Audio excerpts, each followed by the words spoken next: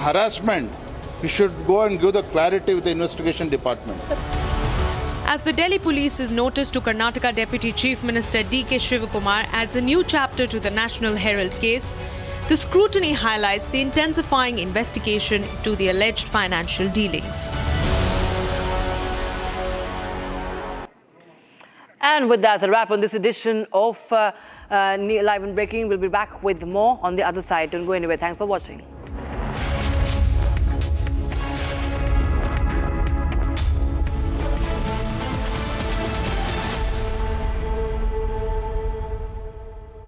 मुस्कुराए लड़खड़ाए जिंदगी चाहे जो भी हो। सर, पेशेंट के लिए कौन सा रूम प्रेफर करेंगे आप? जिंदगी भर के प्यार का कोई रेट कार्ड नहीं होता। Tata AIG health insurance, with you like family, with you always.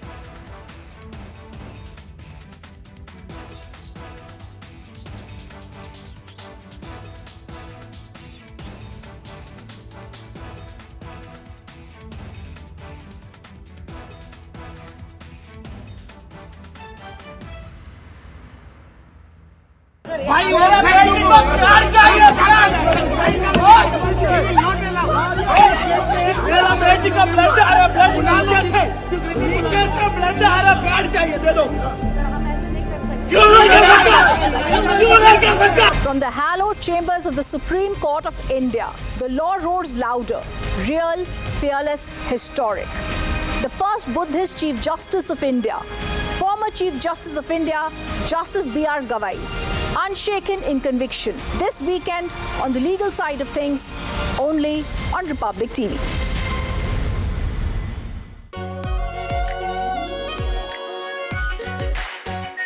Our pure Shahi Paneer Masala.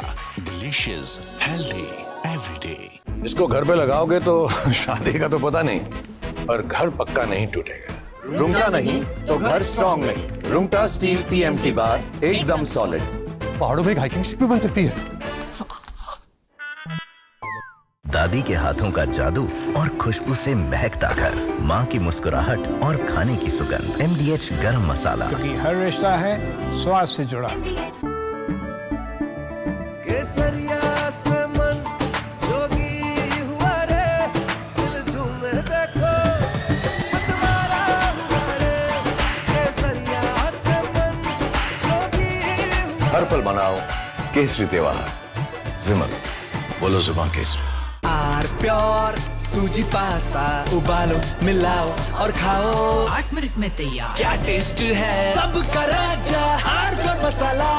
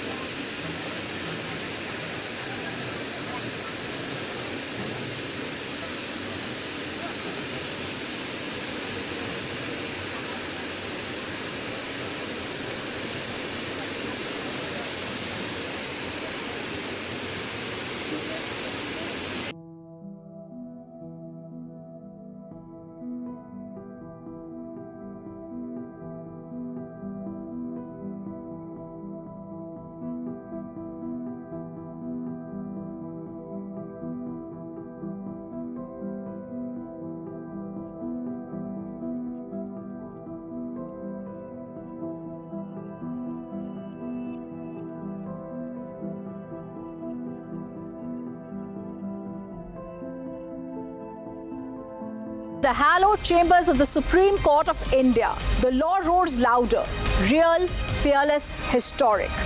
The first Buddhist Chief Justice of India, former Chief Justice of India, Justice B.R. Gavai, unshaken in conviction. This weekend on the legal side of things, only on Republic TV.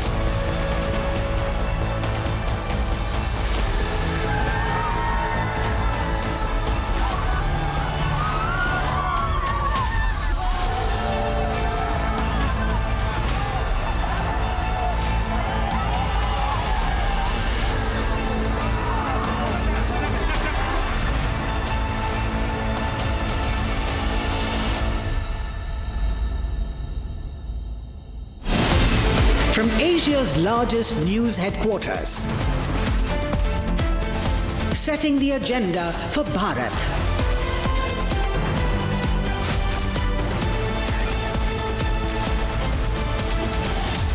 You're watching Republic.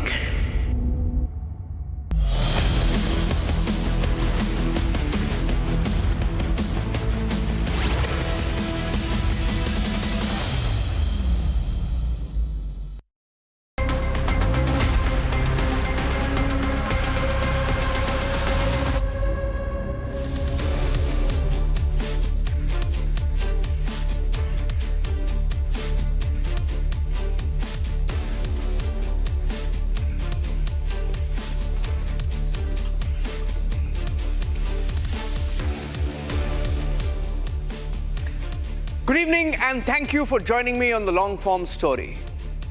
Tonight on the show, 4 of the biggest stories that have defined the newswheel in the last 7 days, ladies and gentlemen. Some dominated the newswheel, some were hidden in the newswheel. But they deserve to be on the story and deserve to be told in a long form. First up, India's biggest ever aviation collapse, biggest ever. Airports packed, passengers stranded, IndiGO's engineering strike.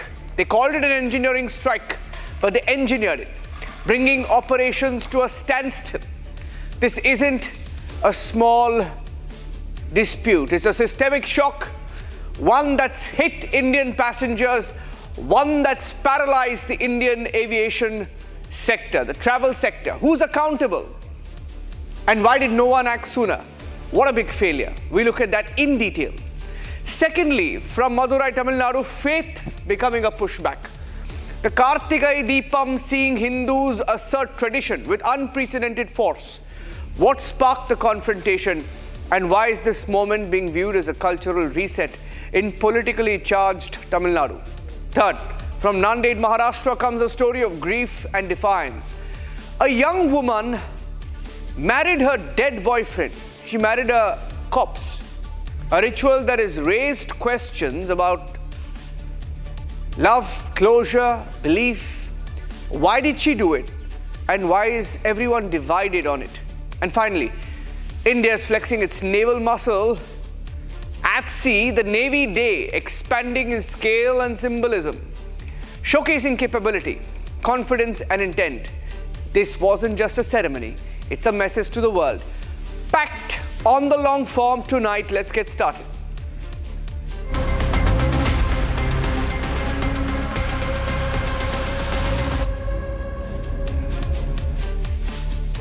A massive aviation meltdown, ladies and gentlemen, this week gripped the nation. What began as scattered flight delays has spiraled into one of the worst passenger crises India has ever seen in recent decades. Airports choked in the last few days. Families stuck, baggage missing. Thousands of families slept on the floors of airports, pleading for a way home. And their IndiGO flights were cancelled repeatedly, sometimes without warning, sometimes without alternatives. And the chaos is the result of IndiGO's inability to comply with the newly formed and newly enforced DGCA pilot fatigue guidelines called FDTL. Tonight on the long form story, we break down the aviation system failure, the cascading exploitation that we've seen that followed in the last few days, and the unprecedented intervention, or rather the unprecedented intervention that had to be done by the government, which was caught completely on the back foot on this one. Down, down. Down, down. Down, down.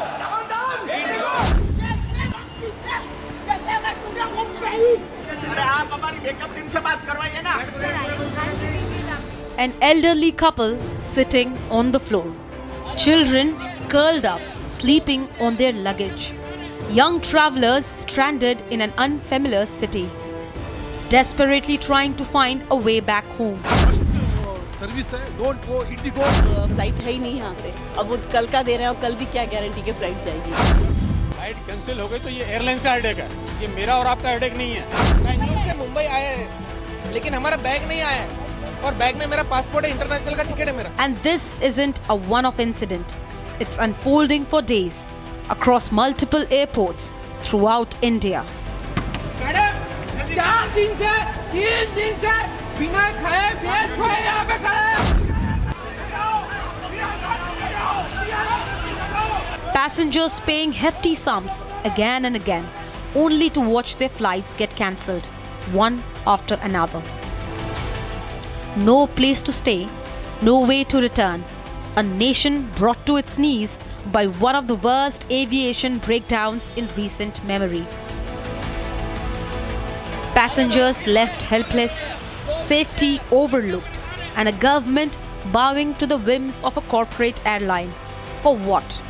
All because of one thing: a complete failure to comply with aviation guidelines.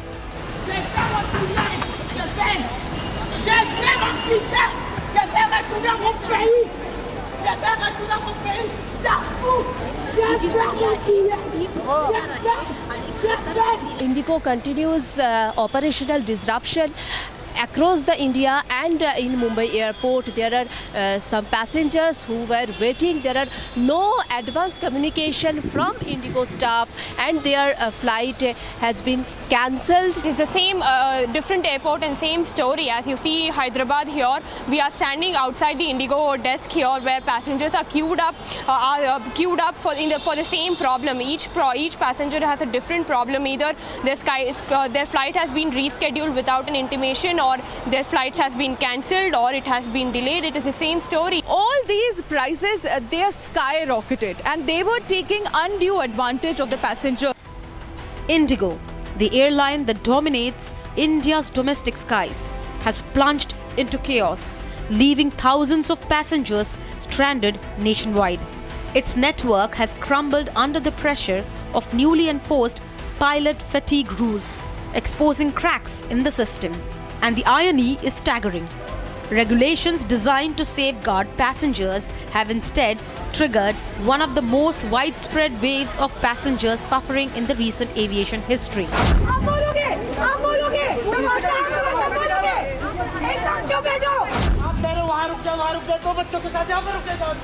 Yeah. 5, 6, 7, 15. The flight has to departure. If it doesn't departure, what to do? Full enforcement wasn't due until November 2025, giving the airline months to prepare. But when the deadline finally arrived, IndiGO's network collapsed. Readiness was missing. Chaos took over. Accountability was absent. Excuses filled the void. This isn't only about pilot fatigue. It's a direct threat to passenger safety. समझ नहीं आ रही कि मेरी wife pregnant है। 5 घंटे पहले आपको mail करवाया हुआ है। ऐसा नहीं है कि मैं यहाँ आके कह रहा हूँ मुझे अकोमोडेशन दो। 5 घंटे पहले मेल करवाया था। आपसे कुछ हो नहीं रहा है अकेले के लिए, कम से कम किसी को बुला लो। It's your responsibility. There is just a simple message that like your flight is cancelled. It is not even rescheduled. मेरे को पता नहीं है कब वो दूसरा फ्लाइट देगा, कुछ काल का फ्लाइट देगा, परसों का फ्लाइट देगा, तरसों का फ्लाइट देगा.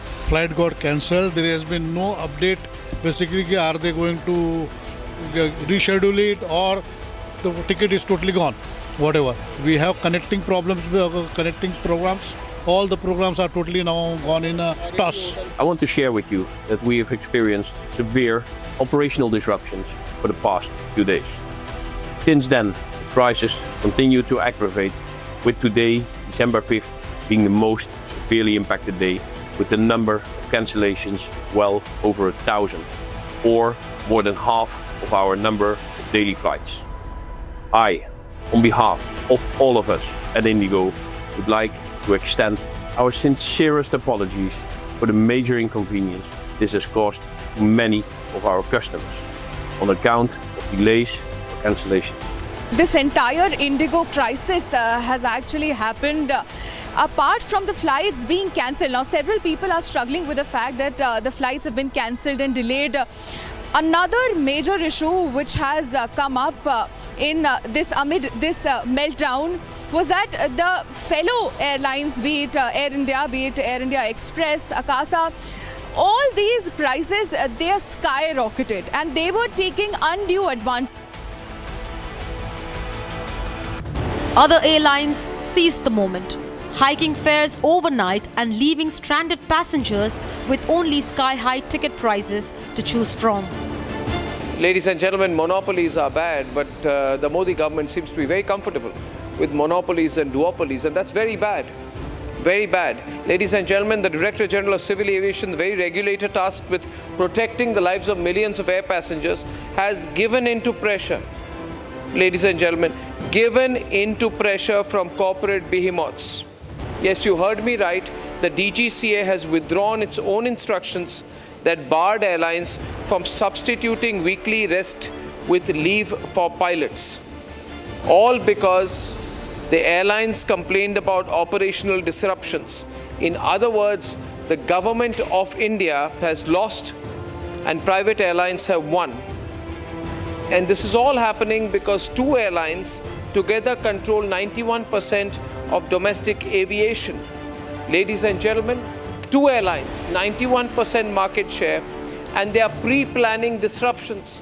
I have on record the statement of the IndiGO CEO, who has said quite clearly that the so-called cancellations of IndiGO Airlines planes was pre-planned, which means in a pre-planned way without informing passengers, they decided to cancel airlines. In other words, IndiGO planned and conspired to put India's aviation sector to a standstill for the last 2 days. With flights vanishing across major routes, travelers found themselves cornered. Even nearby airport hotels inflated their rates, turning desperation into profit. What began as an operational collapse quickly spiraled into widespread exploitation, an industry cashing in while passengers paid the price. The immediate priority for us, like I said, is to bring normalcy back. Today in the country, if you're seeing, there are 5 lakh people traveling by air every day. There are very, very few countries in the world with so much big aviation network. And today we have that kind of network in the country. And there are more and more people every day preferring to travel by air. So as a minister, my immediate priority on behalf of the government is to ensure normalcy. And people who want to fly smoothly, conveniently. And the airports provide all the necessary facilities to them. So the immediate concern is to bring that back. Immediate concern is to provide all the support to the passengers at the airports, especially, like I mentioned, the senior citizens and the differently abled. That is the immediate one. But we are observing deeply into this system. We are seeing the scheduling network that is there. We are seeing the FTTL norms that are there. We are going to thoroughly look into it and ensure all the airlines follow the due diligence, because ultimately in aviation, no matter other networks, but aviation, we have to keep safety as a very important factor. We can't compromise on safety. That is the most important thing. So while we bring in new changes, while we expand our network, while we expand our fleet, the passengers shouldn't feel that inconvenience, and especially the network that is being created has to have a very smooth flow. So both long-term and short-term we have. Short-term is to bring the normalcy. Long-term we'll do further stakeholder consultation with everyone and ensure that proper implementation of the FTL guidelines and ensuring everyone, there is a balance between all the necessary stakeholders is established. That will be one action item for us in the future. See, in order to make air travel more safe and secure, the pilots were demanding extra rest hours as per international norms. So DGCA, on the directive of the courts, see, in order to make air travel more safe and secure, the pilots were demanding extra rest hours as per international norms. So DGCA, on the directive of the courts, also declared the new norms for rest of 6 hours was increased to 8 hours. Similarly, the night flying hours were reduced, and directives were given more than 1 year back to all the airlines to recruit more pilots and staff and get ready for the new norms. The tragedy is that we were very happy when the government showed 8.2% growth in GDP. The next day, IndiGO grounded some of the planes saying that there is a computer glitch. And then they gave a statement that the glitch is resolved. ऐसा है कि Indigo की जो problem है last 1 week से आई हुई है, इसकी छोटी सी हिस्ट्री है। DGCA ने इंटरनेशनल नॉर्म्स के हिसाब से 2019 में FTDL के ऊपर एक सिविल एविएशन रिक्वायरमेंट्स दिया था मार्च 2019 में। इसके बाद ये इंटरनेशनली देखा गया था कि कई एक्सीडेंट्स हुए और जिसमें पैसेंजर और पायलट्स की डेथ भी हुई है, और इसके बाद ये महसूस किया गया कि पायलट और केबिन क्रू को थोड़ा ज़्यादा रेस्ट पीरियड मिलना चाहिए। इस बात के चलते DGCA ने जनवरी 2024 को एक नया civil aviation requirement section J part 3 में इशू किया, जिसको कि 6 जून 2024 को इम्प्लीमेंट करना था। अब ये चीज़ इम्प्लीमेंट नहीं हो पा रही थी क्योंकि वेरियस एयरलाइन ऑपरेटर्स की तरफ से दबाव था, क्योंकि इसको इम्प्लीमेंट करने से उनके पास पायलट्स और एयर क्रू की कमी हो जाती। इसके इम्प्लीमेंट ना होने के चलते बहुत से पायलट्स के ऑर्गेनाइजेशन, उनकी एसोसिएशन दिल्ली हाई कोर्ट में गए और वहाँ पे ऑनरेबल जस्टिस गंजू ने डिसीजन दिया कि इस पर्टिकुलर डायरेक्टिव का इम्प्लीमेंटेशन DGCA को करवाना है और एयरलाइन ऑपरेटर को 2 पार्ट में करना है। इसमें 22 क्लॉज थे, 15 क्लॉज को इम्प्लीमेंट करना था 1 जुलाई 2025 तक, और बाकी बचे 7 क्लॉज का इम्प्लीमेंटेशन करना था 1 नवंबर 2025 को। मेन डिफरेंस इसमें क्या था जो पुराने ऑर्डर थे और नए ऑर्डर के बीच में, कि पायलट लोगों को और कैबिन क्रू लोगों को जो पहले वीकली ऑफ मिलता था 36 घंटे का, उसको बढ़ा करके 48 घंटे का कर दिया गया था, और एक पायलट के लिए नाइट लैंडिंग जो पहले 4 से 5 करते थे, अब मात्र उनको 2 लैंडिंग ही करनी थी। After relentless coverage by Republic TV, the Civil Aviation Ministry stepped up in ordering IndiGO to refund passengers for all the cancelled flights. And in a decisive move to protect travellers, the ministry also capped airfares across affected routes, shutting down any attempt at opportunistic pricing. Pilots have now internally raised this entire concern that what they've essentially done is cut corners, played with the safety of the passengers. The reason being is this, because remember, with a narrow body that is basically used by IndiGO, which is the A320 that largely holds the fleet of IndiGO, which allows IndiGO to have a larger number of flying routes to begin with, which means the resting period is much lesser. And that is the reason why when you are basically holding about 60% of the routes, essentially you have very little timing or very little room that is basically given for the pilots to recuperate. Passengers aren't cargo. They are people whose lives depend on reliability, care and respect.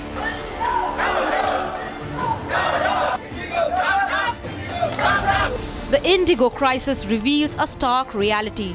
Corporate negligence flourishes when size shields responsibility. Apologies aren't enough. Citizens deserve accountability, not automated messages for the hardships they endure.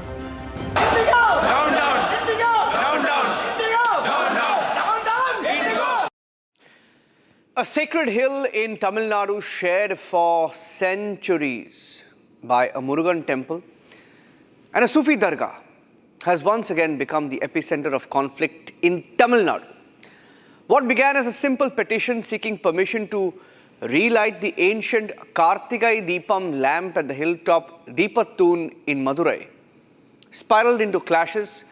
Prohibitory orders were put in place, detentions took place, and a tense face-off, mostly political, between members of the judiciary, state administration, and tonight as the Tamil Nadu government rushes to the Supreme Court and political parties battle on the streets. And inside Parliament raising this issue, the sacred lamp of Tiruparankundram remains unlit.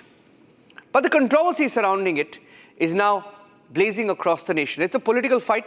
Stalin government doesn't want the lamp to be lit. The BJP is fighting for it. Here's the long form story.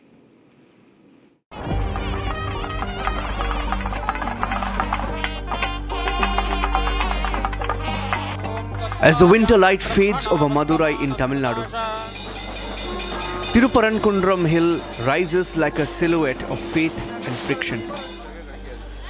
A hill shared by a Murugan temple and a centuries-old dargah. A hill that has seen clashes for over 3 decades. In 1994, a Hindu rights activist even lost his life here over the same ritual that is once again at the center of a political storm.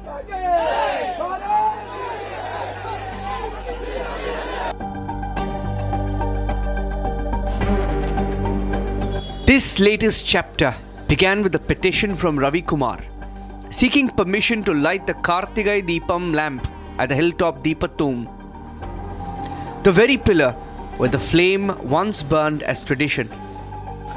The ritual stopped nearly 80 years ago during the Second World War.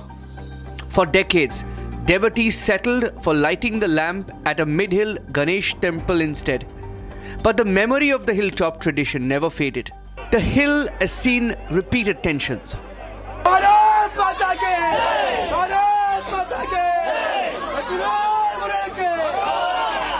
In 2014, allegations of meat being consumed near the dargah on temple land sparked outrage. Later, DMK ally Nawaz Khani sacrificed a goat here during Ramzan. Last year, a proposal to rename it Sikandar Hill triggered statewide protests before the court ruled that it legally remains Thiruparankuntram, the ancient Murugan abode.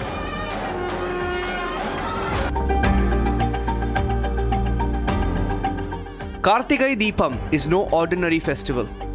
It's a thread woven into the very fabric of Tamil identity, stretching back more than 2000 years to the Sangam period 200 to 300 BCE.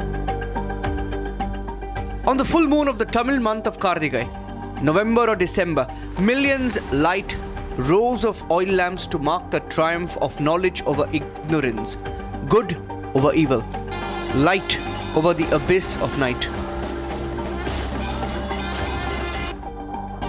And no hill carries this legacy more powerfully than Thiruparankuntram, atop which stands the Deepathoon, an ancient stone pillar where for over 1,300 years, priests kindled a towering lamp of ghee and camphor, its flames leaping skyward as a divine beacon until it stopped 80 years ago. The BJP blames DMK government of trying to ignite tensions by triggering the Islamic community to fight. The India Alliance DMK government is hell-bent on destroying Sanatana Dharma in Tamil Nadu, is hell-bent on disobeying the High Court's direction, is hell-bent on politicizing the SP and collector, hell-bent on creating a rift and fight between Hindu and Islamic community here.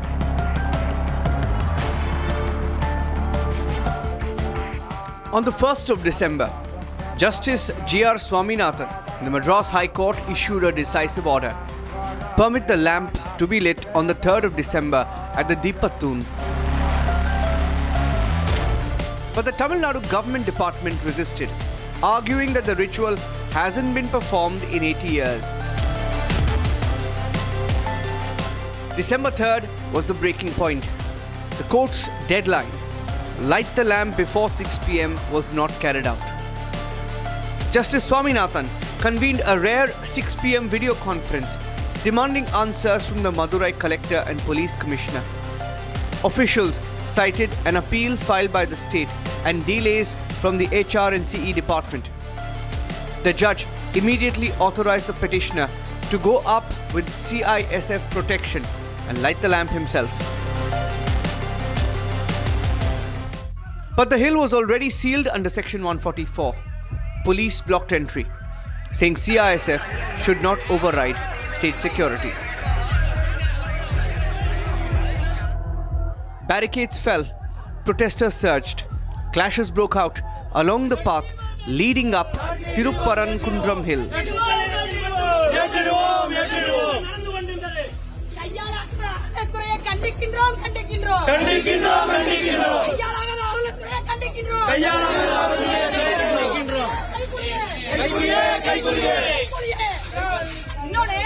I think in the history of India, this is the first time 144 has been clamped after a particular judgment. Just to evade the judgment, they say that 144 is in force. This is something very atrocious. I think nobody is above law, whether it is a collector or an SP or even the chief minister. Nobody is above law. A proper fitting, better judgment will come, and the government has definitely, the state government has done a contempt of court, and this is a complete breakdown of the constitution. December 4th, the judge heard contempt charges again, ordering the collector to personally monitor preparation, directing the commissioner to ensure the ritual was finally carried out.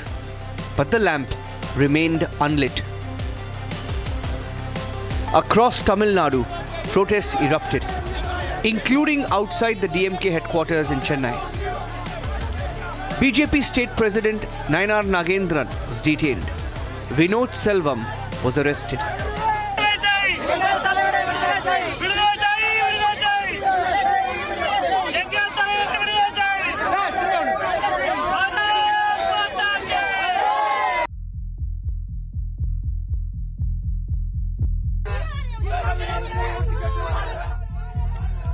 On December 5th, the contempt case returned to court. But with the Tamil Nadu government now approaching the Supreme Court, the hearing was pushed to Tuesday. It is a planned attempt by the BJP and even people in high offices like the court succumb to the pressure by the RSS and BJP. That is very bad. So whatever had happened is right, because it's a long-term practice. The state police have the right to maintain law and order. It is as per the constitution, it is the duty of the state to maintain law and order, and state police should do that. That is what everything has happened legally, except the judgment is not legal. Justice Swaminathan sought a detailed report from the CISF commandant on why the order couldn't be implemented and why prohibitory orders were imposed. Meanwhile in Delhi, DMK leader Kannimodi Karunanidhi moved an adjournment motion in Parliament, accusing vested groups of trying to inflame unrest in Tamil Nadu. With the state government's appeal now awaiting a nod from the Supreme Court, and the Chief Justice insisting the case be listed only after all documents are in order, the flame of Kardigai Deepam still waits at the hilltop. A hill of two faiths, a ritual frozen in time, and a conflict now burning across courts, streets, and political power centers. Tiruparankundram, the lamp remains unlit, but the tensions it has sparked are far from fading.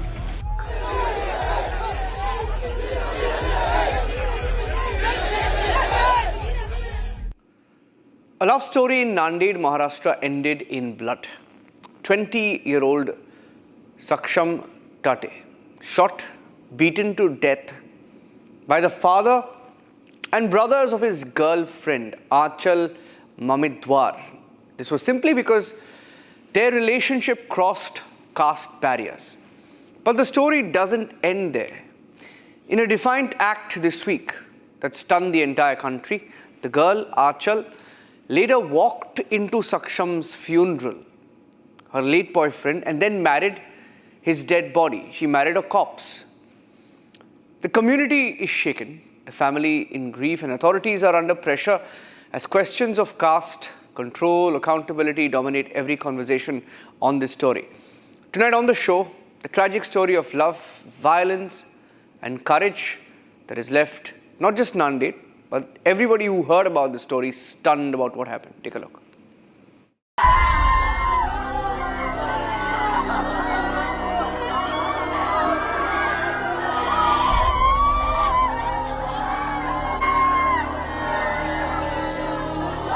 This is a love story that ended with a gunshot. In Maharashtra's Nanded, love paid the price of caste violence.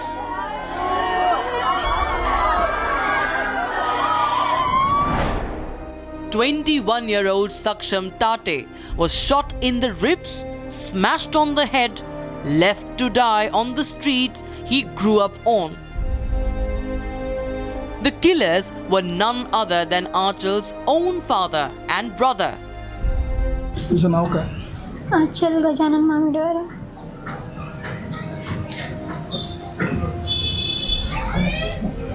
काय घटना काय झाली नेमकी?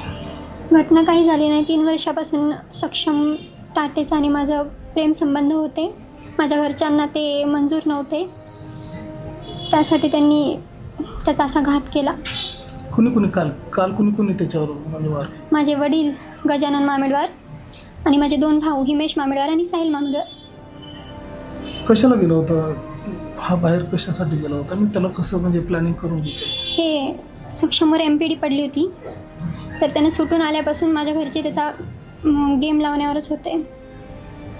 म्हणजे मला धमकी देत होते की त्याला मारून टाकणार, आणि त्याला गोड बोलून त्याला भेटून नशा वगैरे करू घालून मारलं त्याला. त्यानं त्याच्यावर 3 गोळ्या झाडल्या तरी त्याला काही झाले नाही. तेव्हा त्याच्या डोक्यात फरशी वगैरे टाकून मारलं त्याला. हा विरोध नेमका कशामुळे? आमचं प्रेम होतं आणि माझ्या पप्पांना मंजूर नव्हतं. कशामुळे? कास्टमुळे. काल सायंकाळी मिलिंद नगर इतवारा येथे मयत सक्षम गौतम ताटे वय 20 वर्ष राहणार मच्छी मार्केट याला मारहाण करून डोक्यात फरशी व दगड घालून खून करण्यात आला होता. त्यातील आरोपी आम्ही आज अटक केलेत आणि तपास चालू आहे. कोणत्या अंतर्गत गुन्हा दाखल झाला सर? काय गुन्हा BNSचे कलम 103, 162, 189, 190, 191(2), 193(3) म्हणजे कट रचने वगैरे.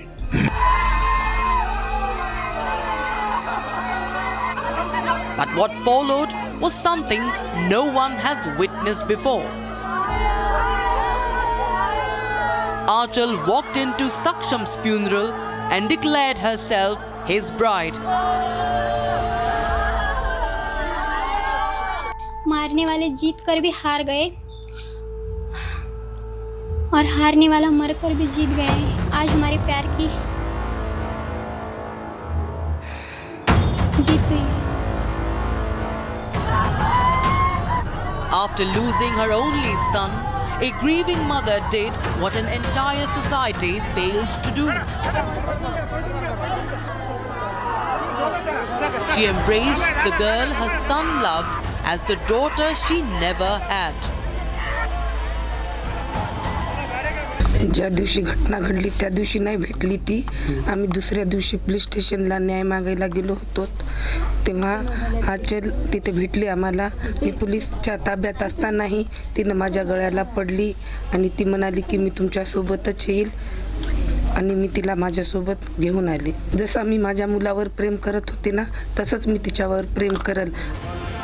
All 6 accused have been booked under the harshest sections of the law. A bullet was fired to protect honor. A skull was smashed to protect status. And a 20-year-old boy brutally murdered simply because he was born on what for them is the wrong side of a caste line. In Haryana's Rohtak, just a week ago, 23-year-old Sapna paid the same price. She married outside caste, and one night her own brother walked into her home with pistols and shot her dead. And months before Sapna, India watched a 25-year-old tennis player, Radhika Yadav, shot dead by her own father inside their Gurugram home. A promising athlete running her academy was gunned down because her success, her independence, and even her earnings became a burden that her father felt society was judging him for. Achal in Nanded, Sapna in Rohtak, Radhika in Gurugram. 3 young lives separated by cities, by families, by circumstance, but bound by the same wound. The violence that erupts when caste and honor collide with a woman's choice. If this is what honor looks like, then the shame does not belong to Achal or Sapna or Radhika. It belongs to every person who still believes caste is worth killing for. The shame belongs to anyone who thinks a woman's life is theirs to police. And the shame belongs to a society that keeps acting shocked over and over again because these murders have never been aberrations. They are the manual of caste pride playing out exactly as designed.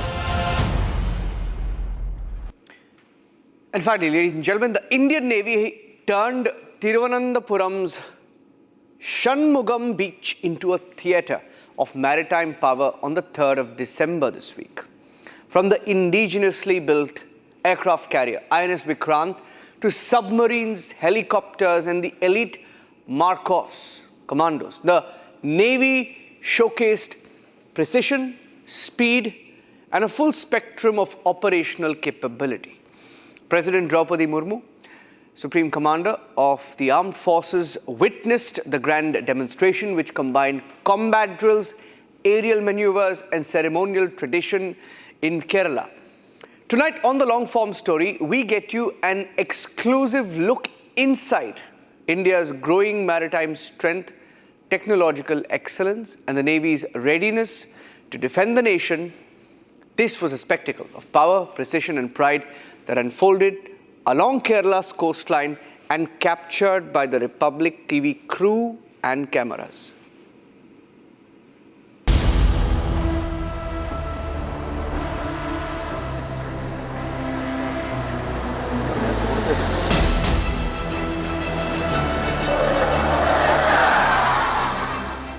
As the surf breaks along Shangumugam beach, the horizon suddenly fills with steel, speed and raw maritime power.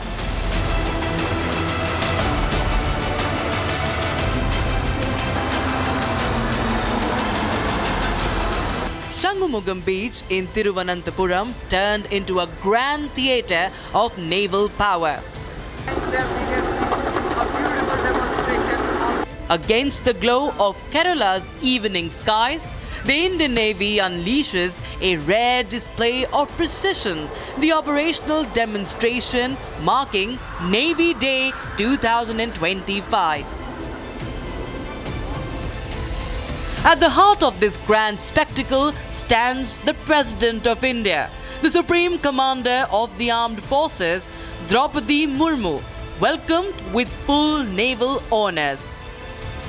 150 sailors standing in perfect formation presented President Murmu with ceremonial guard of honor. I extend my greetings for the Navy Day, which is a celebration of selfless service and supreme sacrifice made by naval personnel in defense of our motherland. People of India are grateful to the men and women of Indian Navy for their service to the nation. We are proud of each one of you. On behalf of fellow citizens, I would like to thank all of you for your professionalism, passion and patriotism. A synchronized, action-packed demonstration of frontline naval platforms was a remarkable highlight, symbolizing the Navy's ability to deploy power, precision and coordination across the maritime domain. The Indian Navy Day 2025 is being celebrated here in Trivandrum with an operational demonstration where the Honorable President of India would be the chief guest. This operational demonstration will include operational demos by multiple naval platforms, 19 naval platforms to be exact, This scenic beach in Trivandrum is the pristine location for this operational demo at Shangamukam Beach, Trivandrum. For the first time, Navy Day main public showcase is being held in Kerala, commemorating the Navy's role in the 1971 Indo-Pak War, particularly Operation Trident. It underscores the Indian Navy's combat readiness, cohesion, self-reliance and Atmanirbharta. Leading the display was India's pride, the indigenously built aircraft carrier INS Vikrant. In front of us is INS Vikrant, India's first indigenously built aircraft carrier. This shows the epitome of naval engineering, Indian industry prowess and metallurgical progress that India has made in the past 60 years. This is INC-1 project, INS Vikrant, showcasing the glory and might of Indian Navy in full colors. This aircraft carrier carries MiG-29K aerial combat aircraft, possibly the most deadly aircraft. We are now seeing our MiG-29K take off from the carrier. This is the beating heart of the Indian Navy. Indian Navy is focused on its carrier first and performs in carrier battle group operations. The INS Vikrant, being one of the two operational carriers at the time, is possibly one of the best examples of a diesel propelled ramp assist takeoff being performed by the MiG-29K of the Indian Navy. More than 20 warships, submarines, helicopters and maritime patrol aircraft. INS Shishukuma, a diesel electric powered submarine in front of us. This is part of the submarine fleet deployed in the Arabian Sea region of Indian Ocean. The submarine warfare are the most complex and most difficult sustained operations. Elite Marcos commandos showcased combat insertion techniques reflecting the Navy's readiness to respond to any challenge in littoral and blue water environments. The Navy's elite marine commandos leap into the sea in a high-intensity display of combat insertion, showcasing skill and discipline.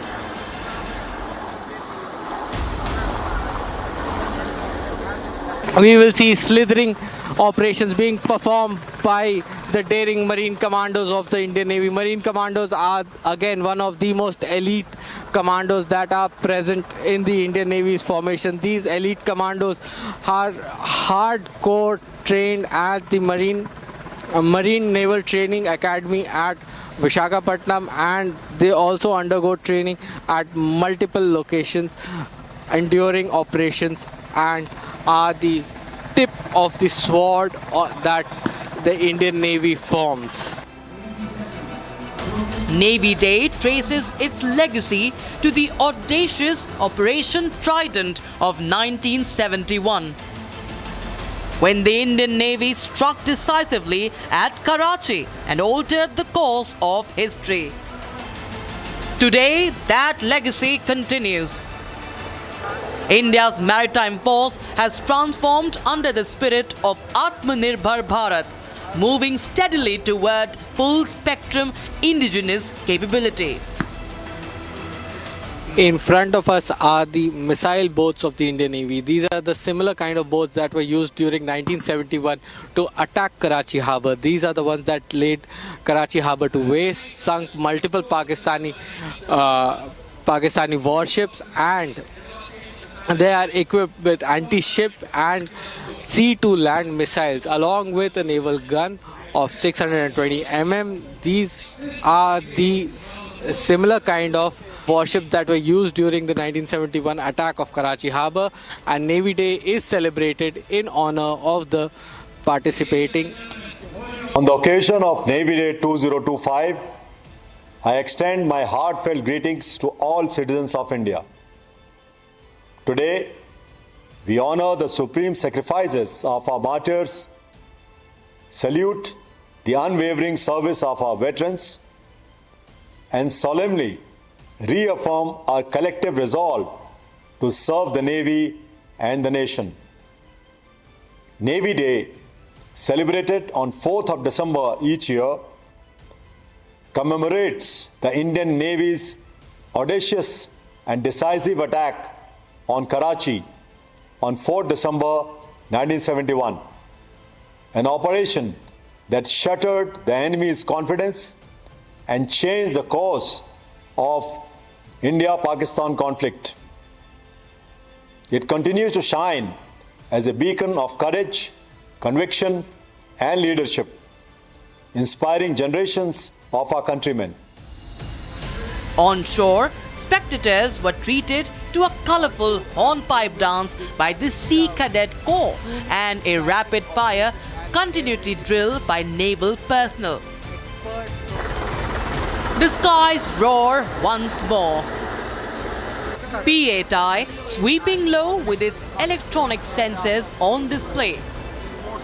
The P-8I long-range reconnaissance aircraft of the Indian Navy, the most capable submarine hunter, capable of deploying sonar buoys and anti-submarine missiles. These are the latest in anti-submarine warfare that the Indian Navy has to offer. 6 of them have been received by the Indian Navy and another 6 are expected to be delivered soon. MiG-29Ks flash across the screen in stunning launch and recover visuals. The MiG-29 performing a composite flyby and deploying flares in front of us. A beautiful roaring sight to behold. The MiG-29K is the most formidable aircraft, pulling a high G turn.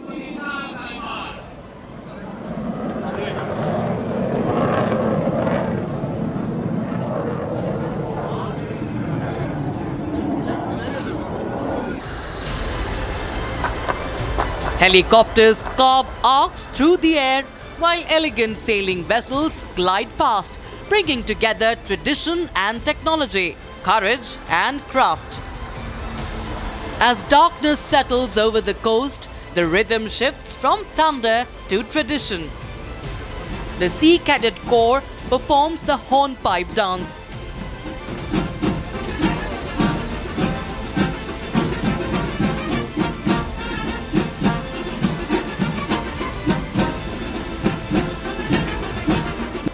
The naval band leads the beating retreat. As night falls, the sea transforms into a canvas of light, with ships silhouetted against a dazzling display of flares, tracer rounds, and illumination shells painting the sky. It is a breathtaking finale, a salute to the brave guardians of India's maritime borders. Today we saw the Indian Navy celebrate the Naval Operational Demo. This ops demo was performed in the backdrop of Kerala, Thiruvananthapuram, the beating heart of India's rich maritime tradition.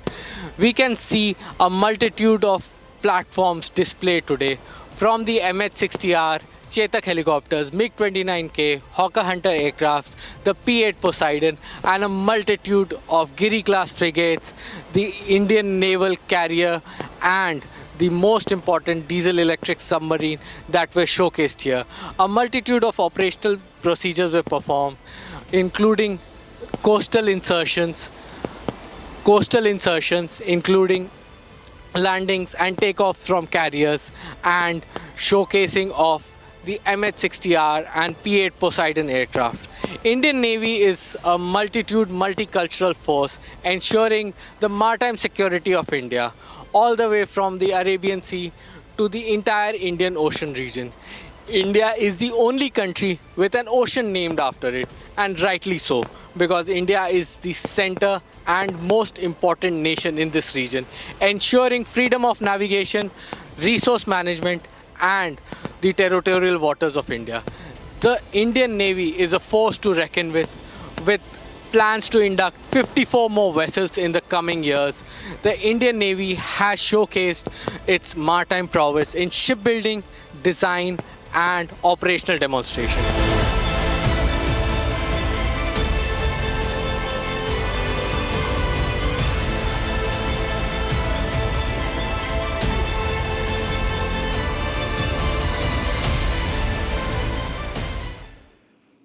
That's it on this edition of the long form story. Ladies and gentlemen, in case you missed any of our 4 compelling stories tonight, you can catch the repeat 12 p.m. Sunday. Thanks for watching.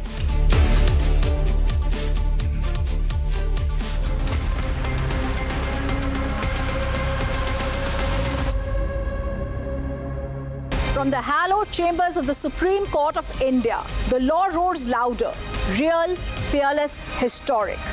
The first Buddhist Chief Justice of India, former Chief Justice of India, Justice B.R. Gavai, unshaken in conviction. This weekend on the legal side of things, only on Republic TV. Energy. Russia is a reliable supply of oil, gas, coal, and everything that is required for the development of India's energy. We are ready to continue uninterrupted shipments of fuel for the fast-growing Indian economy.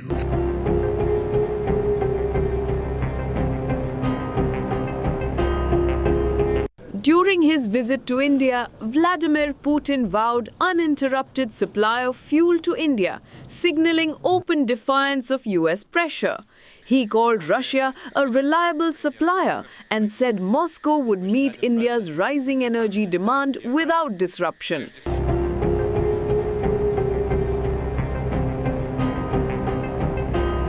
However, behind the warm hugs and tall promises, India's Russian oil imports are actually shrinking fast.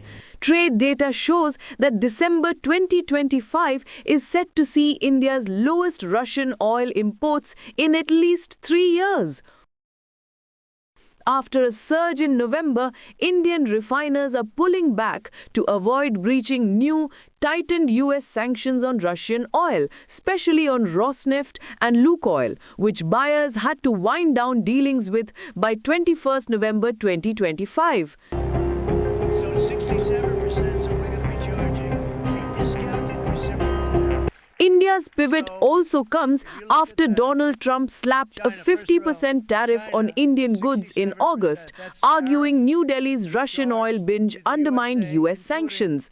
You know, I've been very disappointed that India would be buying so much oil, as you know, from Russia.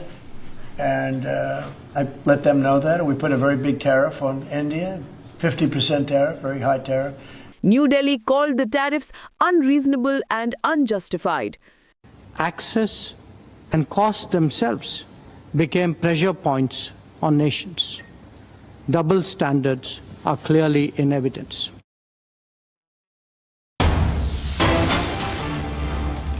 Okay, we have some inside information coming in. Ladies and gentlemen, breaking news coming in on the meeting that is ongoing with IndiGO. We've picked up some exclusive information right now, and it's not good news for IndiGO, ladies and gentlemen. Ministry, that is the Civil Aviation Ministry, warning the toughest possible action may be taken against IndiGO Airlines. And we're also hearing that the government and officials present have told IndiGO that seeking the CEO's removal, IndiGO CEO's removal, is within the ministry's powers, given its control over key approvals, including security clearances. Toughest possible action may be taken against IndiGO. Getting the details right now, Shavan is breaking the story. I'll try and go across to him to get a word in on what is going on. The breaking news update now coming in. We have the full details of what transpired in the meeting. Airline has been instructed to deliver all pending baggage within 2 days. Government asks IndiGO to return all baggage that is either missing or unreturned within 2 days of time. People have been waiting at airports. It's a pathetic situation, and they've been told, give it back in 2 days, no fees for rescheduling, and ensure all refunds are processed by 8 p.m. tomorrow. And IndiGO has been told that communication system was pathetic and requires a complete passenger-friendly revamp. The meeting lasted 1 hour. We are told that the meeting lasted 1 hour. And officials pointed out that IndiGO has created an impression of being comfortable with FDTL norms, but failed to hire staff accordingly. It seemed to be okay. IndiGO was okay with FDTL norms, but failed to hire staff. So this is big breaking news update. Confirms that they failed. It was completely of their making, and they will now have to pay the price. The ministry has also warned that the toughest possible action may be taken against IndiGO. The airline has seen high attrition. Recruitment has not matched the requirement, is what we are hearing from that meeting. One of the outcomes is that IndiGO has seen attrition, but they failed to recruit. Shravan, with all the details of that meeting. Shravan.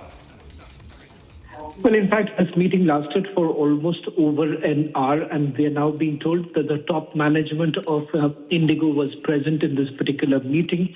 Some of the key points of this entire meeting was also pertaining to the interface that IndiGO has had with the passengers. There have been certain guidelines that have been given by the government, and the government has categorically pointed out that they are going to conduct a review. This is going to be done fortnightly, and they are basically going to look at a few issues which is linked to hiring practices. And the airline has also been asked that as far as the repercussions of whatever has happened in the last few days, they will have to clear it up, which basically means pending baggages will have to be cleared within 2 days.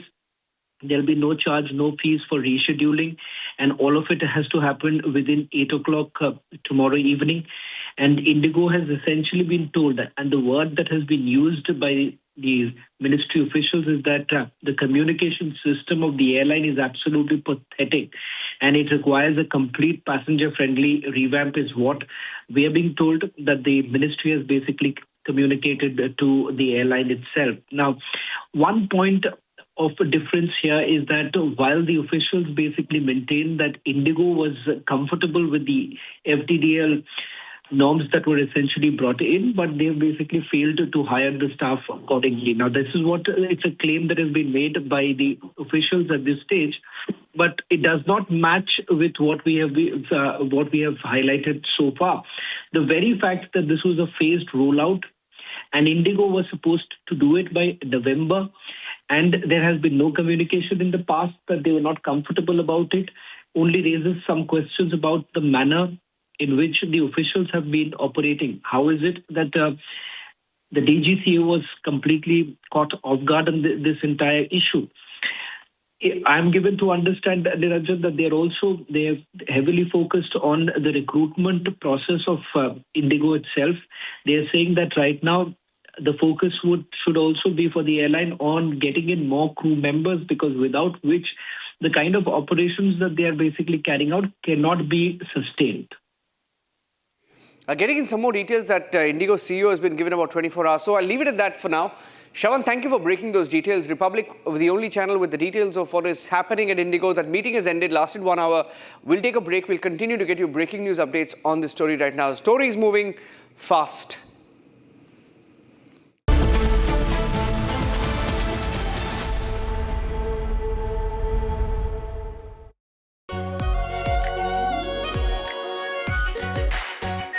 Our pure Shahi Paneer Masala. Delicious, healthy, every day. Amity has been ranked India's #1 not-for-profit private university for 11th year, with top 10 ranked institutions in management, engineering, biotech, law, masscom, telecom, hospitality, fashion and more. Yet another top ranking for Amity University. MDH की हल्दी मिर्ची धनिया करे कमाल, ये रंग दे, ये खुशबू दे, ये तीखा, ये कम पड़े, क्या निराला MDH मसाला। मुस्कुराए लड़खड़ाए जिंदगी, चाहे जो भी हो। सर, पेशेंट के लिए कौन सा रूम प्रेफर करेंगे आप? जिंदगी भर के प्यार का कोई रेट कार्ड नहीं होता। Tata AIG health insurance, with you like family, with you always. ये कहानी है बदलाव की, जिसने उन्हें हिम्मत दी, राह दिखाई और आत्मनिर्भर बनाया। त्रिपुरा सरकार ने महिलाओं को आत्मनिर्भर बनाने के लिए कई परिकल्पनाएं शुरू की हैं ताकि वो अपने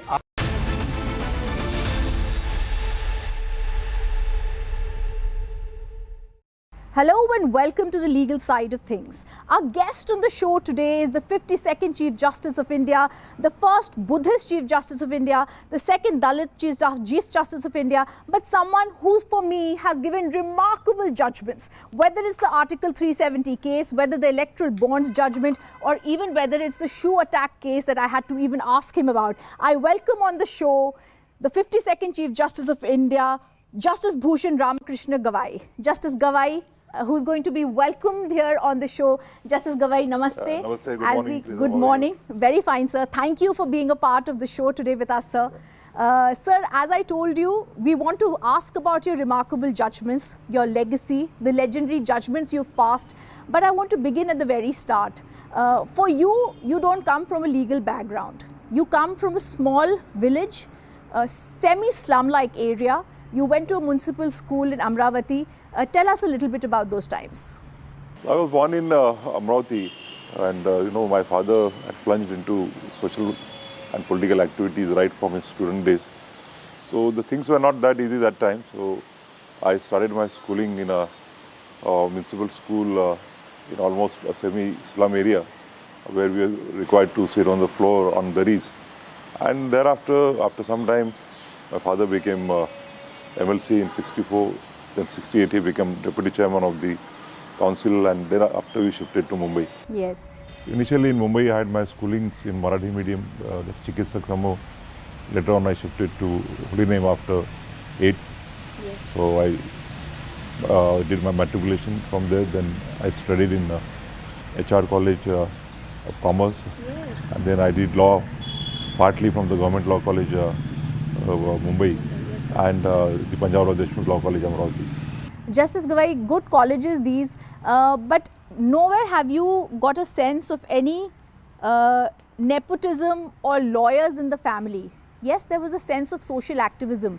1985, you were enrolled into the bar, you practiced in Nagpur, you were an assistant public prosecutor, then a public prosecutor. What were those early years like of struggle? So I initially started practice in Mumbai. Okay. Yeah, in 1985. Right. So I was in Mumbai till 1990, and then I shifted to Nagpur in 1990. Yes. So I had got a good senior in Mumbai by Mr. Raja Bhosle. So I got a good opinion.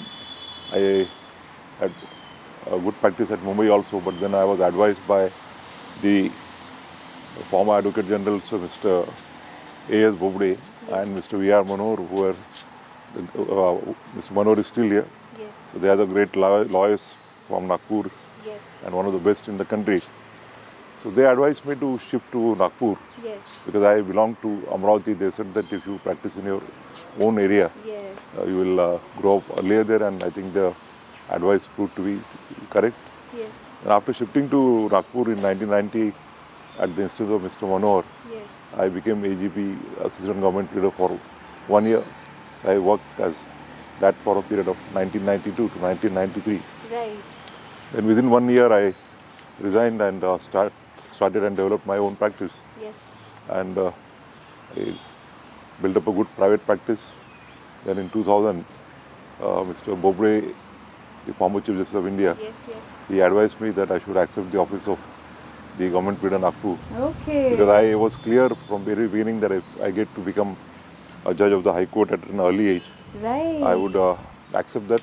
Right. And he said that if you become a government leader, the channel would be different and you would get a chance to become a High Court judge at an early age. Right. So Mr. Vilasrao Deshmukh was the Chief Minister, so he had also offered me. Yes. I accepted it on the condition that out of the total number of assistant government leaders, half would be appointed by me on merits and half on, of course, the political consideration. Yes. And I'm happy to share that out of the 12 young lawyers that I appointed, Yes, sir. 4 or 5 are on the bench now. Oh, lovely. One of them a senior judge. Okay. of the High Court. Okay, of the Bombay High Court. He's presently at Delhi now. Okay, who is he, sir? Justice Sambre. Oh, lovely, lovely. That's amazing. So you did administrative and constitutional cases. As a judge of the Supreme Court and High Court, they helped you deeply. What was your initial years like that impacted you and drove you towards the judiciary and becoming a judge? As a lawyer, there are limitations. You can earn a lot of money, and in addition to that, my father was also of the view that initially he was also inclined, I was also inclined that I should go in politics, but I think then I was not cut out for it. So he said that if you continue in practice, you'll only earn money, but if you become a judge, you can contribute in fulfillment of Dr. Ambedkar's dream of social and economic justice. Right. So that was one of the motivating factors, and I got an opportunity at relatively young age. Right. As a matter of fact, I was offered much earlier by Justice B.P. Singh, who was the Chief Justice. Right. But then at that time, I was not yet 40. Okay. I had to wait for 2-3 more years. Yes. Today, when you go to Maharashtra, you're fondly called Bhushan Bhau. Do you think you have a future in social activism, in politics in Maharashtra? Not yet thought about anything, because I just not even a week that I have retired, and so I just want to have some cooling period. But I do intend to do some social service, particularly for the tribals in Amravati district, because whenever I used to go for election campaigns of my father before my elevation, the Belghat area where there is a tribe, where the tribals reside, that they are very close to my heart. Yes, and you've seen he was the governor in Kerala, in Bihar. In Bihar, and for a short time he was having an additional charge of Sikkim. Sikkim also. So you've seen these areas closely. Not Sikkim, I've seen Bihar and Kerala. Yeah. So when you were growing up, what was the discourse that you had at the dining table like? So my father, he was a devotee of Dr. Ambedkar. He was though not a lawyer, he wanted to be a lawyer, but he could not become a lawyer because of his plunge in social and political activities. But whenever he had a time, because he was always on the move, so we used to talk about the problems of the society, the problems of the scheduled caste, the scheduled tribes, and he always was of the view that everybody should contribute for the upliftment of the downtrodden. Do you think in your short span of 6 months, you've been able to achieve any concrete steps that you had wished to before you became the Chief Justice, Justice Gawai? I do think that whatever I had prepared a roadmap that if I get an opportunity to be CJI for this 6 months and odd days, whatever I had planned, I think I could achieve that. Wonderful. What was the key things that you had wanted to, wished to achieve, Justice Gawai? Of course, the judgments. Yes, which I'm going to come to in great detail.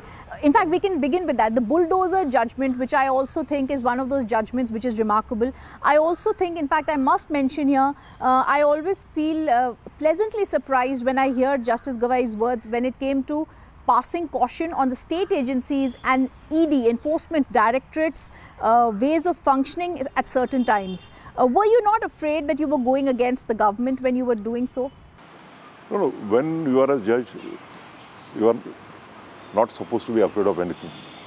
You are required to decide as per your own conscience, as per your own oath, and as per the law that you understand.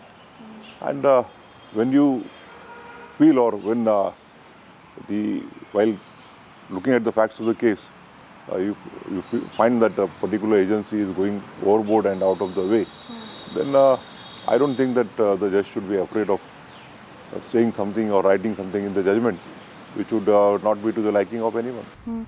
I think remarkable judgments were also passed when it came to giving bail to sometimes opposition leaders, but even otherwise you made it very clear bail is the norm in India, not jail. Yet we see the lower courts sometimes are not very eager to give bail. The matter goes to the High Court, then it comes to the Supreme Court. What is your recommendation for judges in lower courts? No, because I have, in one of those judgments, or many judgments which I had an occasion to deliver in a short span of period concerning the prolonged incarceration of politicians. Yes. I held that a prolonged incarceration without trial Yes. could not be permitted to be a sentence without conviction or without trial. And bail is a rule, Yes. refusal is an exception Yes. that we have heard from the days we are students of law. Unfortunately, the trial courts are afraid they want to play. I'm not saying about everyone. And at that time, the train was also so much on the other side. And they wanted to maybe err on a safer side. But now I am told after the series of judgments which were delivered by various benches during that period, the trend has changed. I am told that whenever I travel to other states that the trial courts are now inclined to, even the trial courts are inclined to grant bail even in such economic offence matters. I want to just deviate from your cases, sir, and go to one very important case since you are from Maharashtra. This is a case that I have personally got documents on, the Justice Loya case. When it came to the Supreme Court and the judgment was passed, I saw wonderful testimonies which clearly showed that there was no wrongdoing in the case, and Justice Loya, in fact, there were no motives in this case, but a certain lobby tried to attribute motives. You're from Maharashtra, you had said at that time you had met him. How do you look at this motivated lobby and always the way it tries to persecute in each case? What I wanted to say is, what struck me was they are looking down upon 164 statements by their own fellow judges, lawyers, senior lawyers looking down and questioning judgments, 164 statements by their own judges. I think this trend of criticizing the judges when the judgment is not to the liking of some persons, some lobbies, it harms not only the judiciary but entire nation. Insofar as Loya case is concerned, now I am no more in office. I have had a satisfactory tenure of 45 years? 40 years, 41 years as a lawyer and a judge, and more than 22 years as a judge. Insofar as Loya case is concerned, there was a wedding in the family of one of our colleagues. Her son was getting married, and Mr. Loya, along with two of his friends, had come to attend that wedding. So we were together that evening at a reception. Then I was the administrative judge that time. The then Chief Justice, Justice Mishap, had also come for the wedding. And at around 6 o'clock, I got a call from the protocol people and my one of the colleagues, Justice Shukre. And he told me on telephone in Marathi, he used to call me elder brother, Dada, there is a bad news. Mr. Loya, who had come for the wedding, he suffered from a heart attack and now he's hospitalized. So, and I requested him because he was to come down, because to wait for a driver would have again wasted some time. So he came within 5 minutes. We drove to the hospital, and we took to the doctors, spoke to the doctors, and all of them said it was a massive cardiac. So then I inquired with the two of his colleagues who were with him in the same room. All three of them were sleeping in the same room. Yes. And two of them subsequently became judges of the High Court. One of them has retired, one of them is still sitting. And they said, sir, after the function we had come back, we also went to have a pan. And then while chit-chatting in the night, he suddenly started showing signs of panic. We took him to the hospital, which was nearest hospital, Nanded hospital. But he was advised to be taken to the hospital where cardiac facilities were available. And after he was brought to the hospital, the doctors tried their best, but they could not save him. And then there were two views that time as to whether the PM should be done or not, because according to doctors, it was a death due to cardiac attack. Yes. But then It was in the meantime, Justice Mishap was the Chief Justice. He also arrived. The other colleagues arrived. All of them were there. We spoke to his family, which was at Bombay, and they requested that his body should be sent to his native place. Yes. It was, I think, Latur in Marathwada. So we arranged for first the PM was done. After that, we arranged his body to be sent to his native place, along with we sent our 2 judicial officers, the police escort party, and I don't know why, because whatever allegations are there, they are for the political purposes, and this was also examined on a judicial side by the Supreme Court. Yes, very much. Yeah, in a judgment authored by the then Justice Chandrachud, yes. He has also referred to all these allegations. All these, and I remember even before it came forward, we had those. And he had clearly stated that this was an attempt only to malign the High Court as an institution and some judges in particular. There were certain judges who were questioning the judges themselves. Why do you think those judges were questioning their own brother judges at that time? In fact, Justice Mishap came on the scene much later there. Right. Yeah, I was there much prior to Justice Mishap coming in the hospital. Right. And I think all those allegations against Justice Mishap were totally unwarranted. Yes. And because of those allegations, he also underwent quite a, not a happy time, I can say. Unfortunately. A very good judge, a very good Chief Justice. Unfortunately, he couldn't come here, though he richly deserved to be here. Justice Loya was looking at the Sohrabuddin case. I've worked on that closely, but only because he was on that case, this lobby tried to malign his reputation, link his death to that case, make it about certain members of the political dispensation. I've also seen in the Ayodhya case the same lobby, the same members, and I have no qualms in mentioning them, whether it's Mr. Prashant Bhushan, whether it's Mr. Rajiv Dhawan, senior advocate, whether it's now not practicing Dushyant Dave. I've seen them personally. I've spoken with them several times. It is the way they function, sir. Isn't there something that can be done? I also know that you had done once upon a time a case for 1 rupee against Mr. Prashant Bhushan in some contempt case. Today you believe the majesty of law is forgiveness. No, there also we did not send him to a prison even for a day. Yeah. So that's also again a majesty of law. But I think it's becoming so dangerous that international rag magazines, because I don't think Washington Times and New York Times, who pick up any case, whether it's the Umar Khalid case hearings in India, and start talking about it, these rag magazines have an agenda to try and besmirch our judiciary. And these people go and speak there. Some action needs to be taken against this social media army. I have been consistently saying that this social media, they publish anything out of context. Yes. Whatever you say in court, even in a lighter manner, is given totally different color. Yes. And sometimes even the images are morphed. Yes, yes. So I've been saying that something needs to be done by the executive, by the parliament to curb on misuse of social media. Definitely.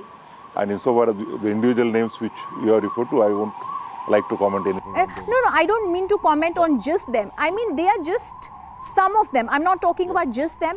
There are so many more activists, NGOs. Some of them you've given bail to, whether it's Teesta Setalwad, who I have no particular liking for. But of course, the judges can't decide on the basis of their liking. I agree. Yeah. We thought that, and we rightly thought that she deserved to be granted bail, and we granted bail at 10:30 in the night. Yes, I'm aware. With your 2 brother judges, you sat and it happened. But there has been fraud by these people, whether it was cases that have been done or not. Those are different matters. No, I won't like to comment on that. So I don't, in fact, it's not even a question I was thinking about, sir. Coming to your cases, the bulldozer case, fantastic judgment, again, very righteous. Tell us a little bit about it.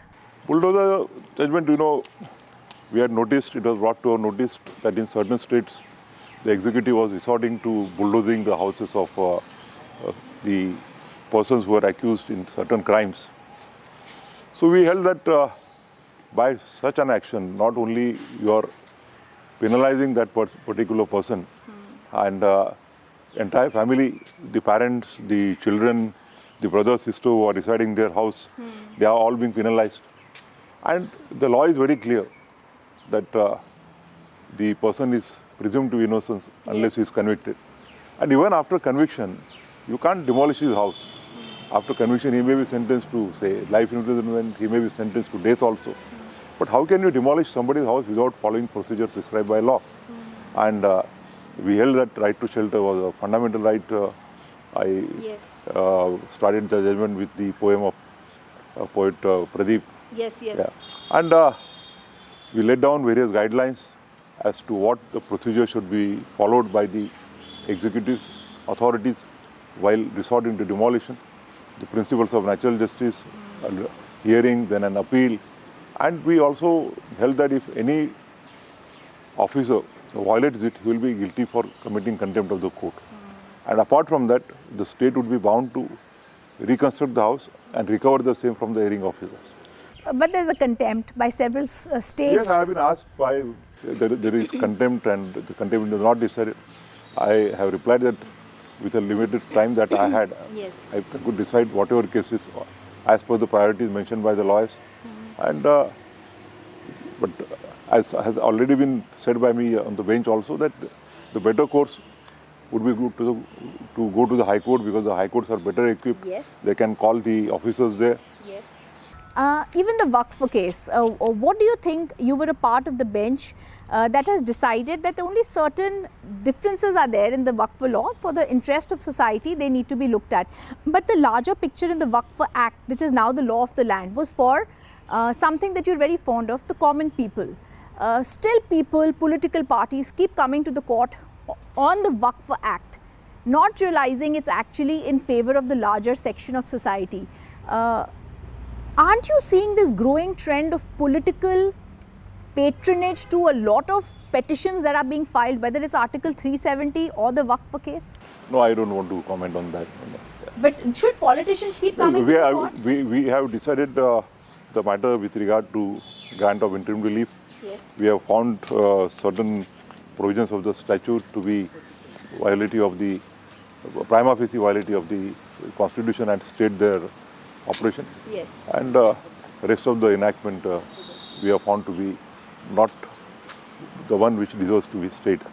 The electoral bonds case, three-judge bench including you had spoken on that to bring more transparency in politics. This is something that's going to draw better good, because the anonymous funds that were being given to different political parties was being questioned by everyone and was leading to a lot of corruption in the entire system. No, we were of the view that the voters have a right to information, they have a right to knowledge, and therefore they have a right to know as to which political party gets the funds from which business house or which individuals. Remarkable judgment. We're also now going to ask Justice Gavai to take us to the front lawns in his lovely place of residence. Which I will get to stay for some more months. Which is lovely. Yes, we shall. Let's go there now. Justice Gavai, of course, a question to every judge. How good is the collegium system? You have made over 100 judges, I think. 107 in the High Court and 12 Chief Justices. And 5 in the Supreme Court. That's a great number, sir. But one of the judges of the collegium in August this year had an issue, Justice Nagaratna, with one judge's name that was given. At one time, we also saw that there was a certain judge who was elevated on request of the government. How opaque is the system and how far can it go ahead now? No, which is the judge who was elevated at the request of the government? Justice Sridharan was, there was a... No, that's with regard to transfer. Transfer, yes, that was, not elevation, but the transfer was at the request of the government. So two different things, but there is certainly a growing trend of opaqueness in the collegium which is being questioned. And even transfer of judges is happening at a rapid pace. No, so see, I'll take the first the issue with regard to dissent by one of the learned judges in the collegium with regard to elevation of one candidate. The collegium, takes into consideration various aspects of the matter. The inputs of various consulting judges, then the Chief Justice, with regard to transfer are also taken. Insofar as the name which was considered for the Supreme Court is concerned, one of the collegium judges did have certain concerns about the name of that candidate. But then we had also consulted the consultee judges who had an occasion to see the functioning of the candidate while he was functioning in Gujarat High Court. Then from the judge, from the consultee judge who was in the Supreme Court from Bihar State, who had an occasion to see the functioning of him as a judge in the Patna High Court. Okay. And we had also taken into consideration various other inputs. We had made our own inquiry. Right. And after consideration of everything, all the 4 judges found that he deserved to be elevated. And the judgment of the Supreme Court, the Constitution Bench in a precedent reference says that if the recommendation is made by 1 to 4, it's a valid recommendation. Had there been an opposition by 2, then it would have been a different matter. But all 4 were on the same page that he deserved to be recommended, and he is now working as a judge. Insofar as transfer is concerned, initially the judge concerned, we had proposed him to be transferred to Chhattisgarh High Court. But later on, no doubt that the government also expressed concern, and we also unanimously found that he is a senior judge, his services would be better utilized in a bigger High Court rather than a smaller High Court. So all this Allah is, I think, without any substance. But do you think the collegium system will continue? They say India is the only place that has the collegium. We should have a system where there is more consultation with the government. Here also there is consultation. It is not as if that only 3 or 5 of us sit in a chamber and take an arbitrary decision. After Justice Sanjeev Khanna became the Chief Justice, we have also started interacting with the candidates. So we get to know the candidates, at least we interact with them for any time between 15 minutes to half an hour. And then inputs are taken from the consultee judges, the High Court judges also, while recommending them, take into consideration various factors.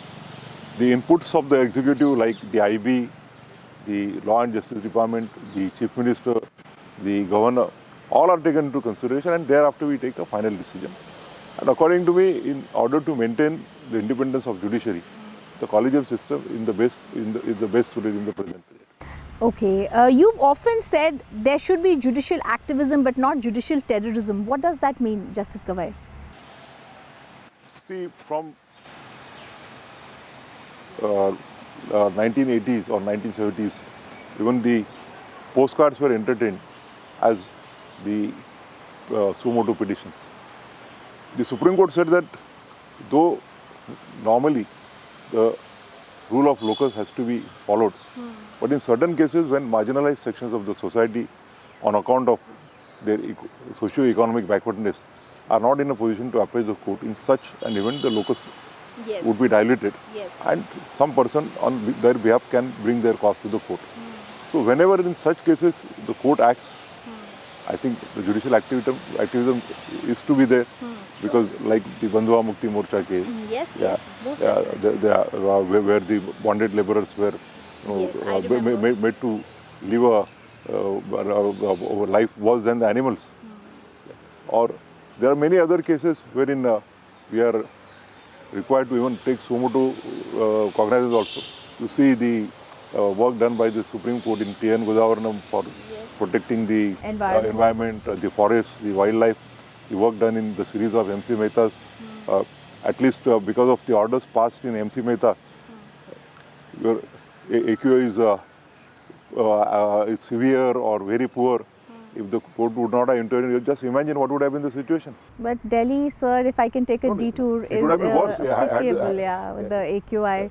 We're all worried for our children. What do we do? We are worried for ourselves also. Ourselves, yes. I read in today's newspaper, the present Chief Justice of India saying that he went for a walk in the morning and then he was feeling somewhat not. What do we do for this air pollution? Please guide us. The case keeps coming in the Supreme Court year by year. We have been trying to do our best. You know, in last of my orders, I found that one of the reasons was that the controlling like the pollution control boards, were not equipped with the manpower.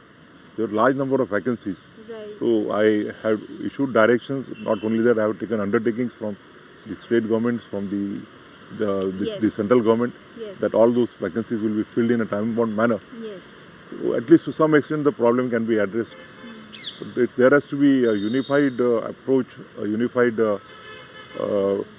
resolution wherein all the stakeholders should be brought together, and some solution has to be found, because the court itself can't do everything. That's true, that's true. A few days ago, the court... If you know what happens in these matters, everybody gets up only during Diwali period. Absolutely. So now I have passed an order that all the stakeholders will meet regularly, and they will report to the court every month. So rather than getting up at the last moment, we can start some precautionary measures throughout the year. Yes, yes. I think that would be wonderful if that actually happens. That order I have already passed, so Yes. I do hope that my the successors in the No, we're going to follow up on that very closely, because we do need the air to be purer in Delhi. Okay, I go to my next question. I had asked you that I would be asking you about Article 370 also, historic judgment, something which is now the law of the land. It came under a lot of opposition. You were a part of that bench. Tell us a little bit about how that judgment came about. No, all five of us were on the same page. So if you go through the debates of the Constituent Assembly, the speeches of everyone, including Dr. Ambedkar, Dr. Ambedkar, while discussing about the nature of our constitution, the federalism of our constitution, he stated that our federalism is totally different from the American federalism. In America, you have a constitution for the entire federation, as well as a different constitution for the different states. Then in America, you have a dual citizenship. You are a citizen of USA, as well as you can be a citizen of Virginia or Maryland for that matter. But in India, he said, there will be only one constitution and only one citizenship. Everyone, be he resident of India, of Delhi, Mumbai, Calcutta, Manipur, will be citizen of India. And therefore, this we noticed that only in respect of one state, there was a different constitution. Yes. And Dr. Ambedkar, in one of his speeches, said that whenever the dignity of nation comes, the dignity of any ideas, the dignity of any individuals, the dignity of any political parties, the dignity of any political ideologies should go away, and it is only the dignity of the nation that should be predominant. So in effect, we brought one India. You've been the Chief Justice of India. We've seen the attack that happened in Pahalgam. I ask you, as a very eminent personality in India, we've seen the Red Fort attack. We speak about these words which are so beautiful on paper, but what is the message that needs to go out when we are seeing white-collar terrorism, whether it's doctors or engineers that become involved in such terrorism activities, sir? It's very unfortunate that the persons who are educated, who should, rather than serving the country, are indulging in such things. And therefore, we have on both the occasions shown solidarity with the country. When Pahalgam happened, the then Chief Justice, Justice Khanna, was not in India. So with his consent, we kept silence for 2 minutes in the courts. And insofar as the attack at the Red Fort is concerned, coincidentally that day we had a full court reference. So in that reference also, we kept silence in memory of all those who had lost their life in such a unfortunate act. We also have the Delhi riots case hearing in the Supreme Court. Umar Khalid and others, whom I personally have no particular liking for, I do believe this is one case that they need to be in jail I can't. You will not speak on it. I was wondering whether Justice Gawai is going to speak on it or not, because I believe these are terrorists under the UAPA Act. I can't comment. You can't comment on which is a sub judice before. Understood. Sir, I won't get you towards that recent controversy. But of course, a backlash that you faced in the Lord Vishnu case, it became an observation that was not even made, but it was questioned so much. Sanatan Dharm became the new questioning. People started waxing eloquent about observations made in the Supreme Court. First, I want to understand from you, did that disturb you? Because there was so much said about your comments. Yeah, I don't look at social media, and sometimes half a minute or so. And I was never bothered about what comments they made.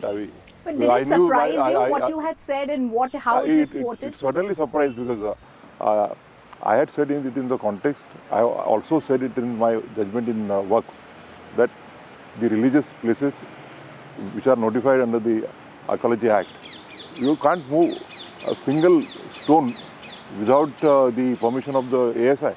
And therefore, while upholding the provision in the Work Act, insofar as the sites and the archaeological ASI are concerned, we permitted that the religious activities would be permitted because the statute itself permits.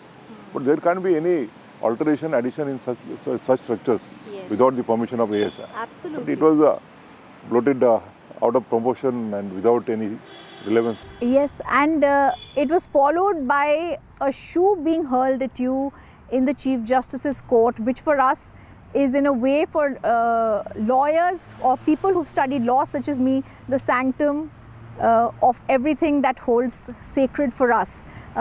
You were very calm even that day. What was running through your mind? Firstly, I didn't know that attack was something to do with what I am alleged to have uttered in the court. I just heard a voice, and then that man was, that advocate was standing in a corner, and he said he had thrown it at Justice Gawai. मैंने गवई साहब की तरफ भेजा. So then I just ignored it and asked the lawyers who were present before me to proceed further with the matter. That was a decision I had taken at the spur of the moment, because at that moment I thought that it is not a matter to be worth taken note of, and I should proceed with the matter. And in the lunch recess, the registry asked me that person was taken in custody, his shoe was also taken. I said that release him and also gave him his shoe so that he doesn't have to walk barefooted. That's a little bit of humor. Shoe was given back to him, though I think he got his moment in the Maybe, yeah. If you are happy with that, let him be happy. No, I think, do you believe there needs to be a stronger law? Can there be a law to prevent social media from speaking the dangerous things that it does by picking up things out of context? No, some time back only I said that it is for the legislature to take into consideration and stop this menace of. Can they control the social media? Will they be able to? The technology is a boon. Yes. Yeah. But this technology, if it is being misused, the government certainly, if legislature is brought into place, it can be controlled. It can be. All right. So that's a good warning for everyone who is actually at the bearing the brunt. I think one very interesting thing you mentioned is morphing of videos. I'm seeing there's a new trend in the Delhi High Court of all the actors coming before the Delhi High Court for relief, whether it's Karan Johar, Ajay Devgan, Kajol, because they're getting relief because their pictures are being morphed, Aishwarya Rai Bachchan, and they are put forward. Now there are these judgments from the Delhi High Court that this trend should stop. I wonder why they don't go to their own court in Bombay High Court, but that's another story. What are your days now going to look like, Justice Gawai? At the moment, I'm just relaxing. How are you relaxing, Justice Gawai? What do you like doing in your pastime other than law? Now, for last 2-3 days, I have no time because all of you are. Yeah, we've swarmed here. And then we've been attending dinners, the official dinners, and fortunately there were foreign delegates, so I knew all of them, so I spent time with them also. Spending time with my law clerks and juniors. We'll take a call after some time as to. What do you enjoy doing in your time, some time that you'll get? What are the hobbies that you like? I like traveling. Yes, I like traveling wonderful. to hills as well as to the beaches. Wonderful. To the forest. Wonderful, okay. For the wildlife sanctuaries in Vidarbha, They are very close to me and Justice Bobade, so we used to go there regularly when we were practicing at Nagpur. Very nice. So I think I can revive all those things apart from doing some other work, because they say that you can't keep your mind empty. Yes. You need something for your mind to work also. Yes, but I think a razor-sharp mind like yours is not going to be empty. Are you going to be taking on arbitration soon, Justice Gavai? I have received certain offers for arbitrations and even consultations, opinions. Yes. For the at least 10 to 15 days, I just want to cool off. Of course. Then I will take a call on.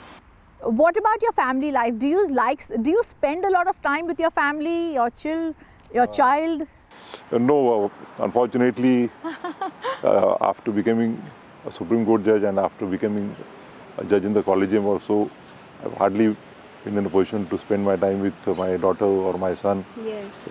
But I look forward now. Yes, yes. And your children, are they keen to be in the profession or are they keen to follow their grandfather? My daughter, she's trained in law. She has done LLB, LLM and PhD also. Oh, amazing. She is teaching in the National Law University. Okay, very nice. And son is too young to take a call. Yeah. In fact, I've asked his son, hopefully he'll come and speak some words on Justice Gavai. Extremely sweet. He's around here taking pictures of Justice Gavai. Very sweet in the 9th standard. Let's see if I can get the shy Jyotiraditya to be here. Even as I'm speaking, the other unit is walking in. Justice Gavai extremely busy, but I'm not going to let him go till I ask him some more questions on what lies ahead. What is on your bucket list, Justice Gavai? I said I would like to travel. Yes. Yeah. Are I there any... have also told I would like to spend some time with the tribals in my own district, in the Ghat area. Try to do some work for them. And rest I will decide as the time comes. Yeah. What is the legacy that you want to be remembered for in your tenure as a judge of the Supreme Court and Chief Justice? I think the work that I have done in last 3 years on environment, I have delivered about 18 judgments, 18 main judgments, full-fledged judgments on environmental issues. And 300 judgments authored by Justice Gavai.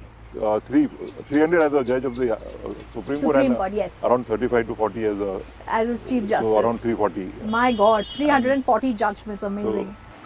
So, I could substantially contribute to the environmental law. Apart from 18 judgments, I might have passed hundreds of orders over the last 3 years. And then the judgments which I have passed insofar as reforms in the judiciary are concerned. Yes. Yeah, I have passed various judgments insofar as the recruitment as judicial magistrate, insofar as recruitment to the post of district judge. Yes. Then the experience required on so many various issues. Then regularization of the service of the court managers. Yes. Then about the pension to be payable to the High Court judges. I was surprised that some of the High Court judges after retirement were getting pension of 8,000, 15,000. Which I wanted to ask you, how much are judges paid? Is it enough? You can live a decent life, but if you start comparing yourself with lawyers, then you are unnecessarily... Absolutely. So that's why maybe there is a discouraged... There's not... People are not very encouraged to join the judiciary. Those who are, doing extremely well financially, there's a reluctance on their part, at least in the cities like Bombay. Yes. But fortunately, I could get some of very good lawyers recently to be appointed who, though had a very, very good practice, they decided to sacrifice and join the judiciary. Like you said, it's a sacrifice. Because you never know, especially with the... I personally feel it's extremely unfortunate, this growing trend of besmirching the judiciary. It started, I remember, in 2017 wholeheartedly when, unfortunately, there was a press conference of certain judges with the Judge Loya case. In one of the bungalows. Yes, in one of the bungalows. I think since then, I have also seen a particular trend of trying to threaten the Chief Justice, intimidate the Chief Justice. Whether it was, I remember Justice Deepak Mishra, the same names I mentioned, he was actually told by Mr. Sibal, this case cannot be heard, the Ayodhya case, before the elections. It was in 2018 December he said this. So there's a very commanding, intimidating tone that is also used now with the judges. That respect, that honor, that should be there somewhere by these senior advocates and others seems to be missing, Justice Gavai. I do agree with you, but I have not faced any such problem in last 6.5 years. Okay, I'm glad to hear that. I'm very glad to hear that. And my last question is going to be, like I asked you just before this, what is the one thing, the environment cases you want to be remembered for? What is the one thing that you hope should happen in the future that you're looking for in the judiciary? Environment is a subject dear to me. So I'm sure that you're talking about the air quality in Delhi. Yeah. So let us hope for some good orders in the future, yes. which will make Delhi a livable city. Will you? Do you plan to continue living in Delhi? At the moment. At the moment. But does Bhushan Bhau want to go back to Maharashtra?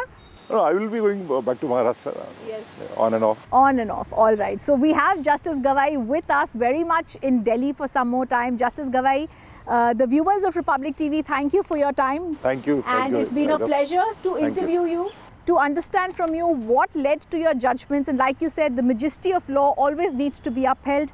We go with that sentiment on this show, leaving you with that. Thank you for watching this show.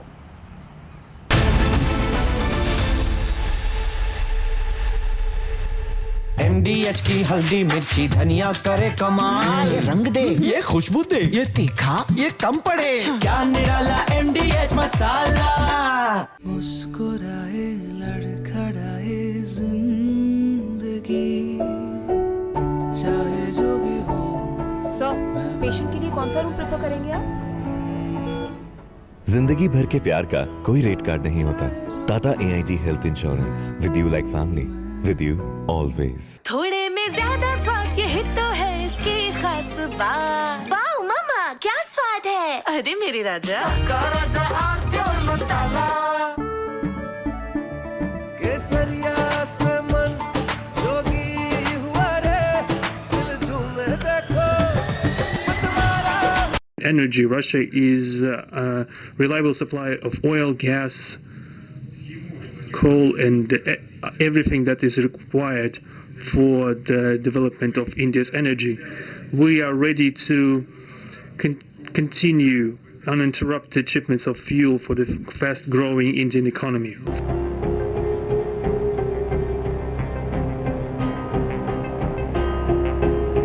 During his visit to India, Vladimir Putin vowed uninterrupted supply of fuel to India, signaling open defiance of US pressure. He called Russia a reliable supplier and said Moscow would meet India's rising energy demand without disruption.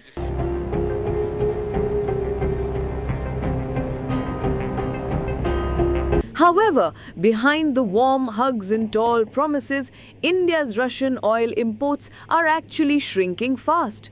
Trade data shows that December 2025 is set to see India's lowest Russian oil imports in at least 3 years.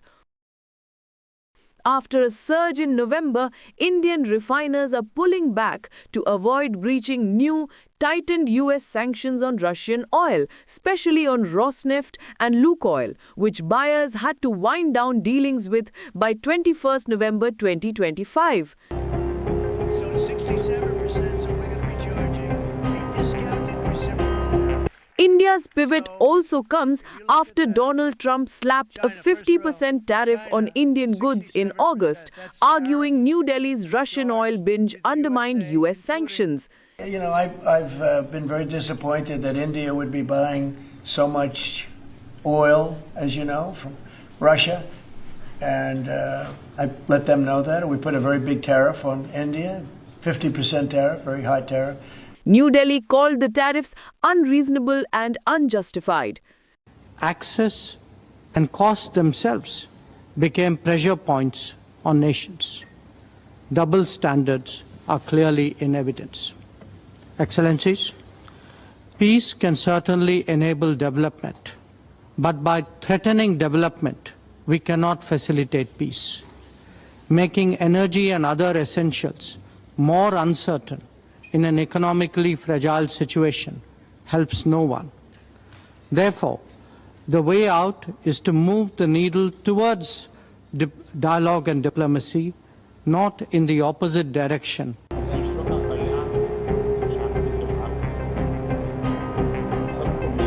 Prime Prime Minister Modi didn't mention oil publicly, but he stressed that energy security is a pillar of India-Russia partnership. Regarding Russian oil imports, Foreign Secretary Vikram Misri said that India is focusing on two main goals: keeping energy prices stable and ensuring reliable supplies. We have been fairly clear in terms of communicating that as a significant importer of energy, our priority is to ensure that 1.4 billion people in India have their energy needs secured. And our energy sourcing policies are guided entirely by this imperative. Ensuring stable energy prices and secure supplies are the twin goals of our sourcing policy. And part of this, therefore, goes into the area of diversifying energy supplies, and our partners, traditional as well as new, understand this and appreciate this. They also appreciate that Indian companies will take, and I point to the fact that this is something that covers both private companies as well as public companies, because in both cases these are publicly listed companies. They have fiduciary responsibilities, and therefore these companies make decisions on the basis of evolving market dynamics, on the basis of the commercial issues that they confront while sourcing their supplies. Within the four corners of this approach, we are continuing our cooperation between the two countries.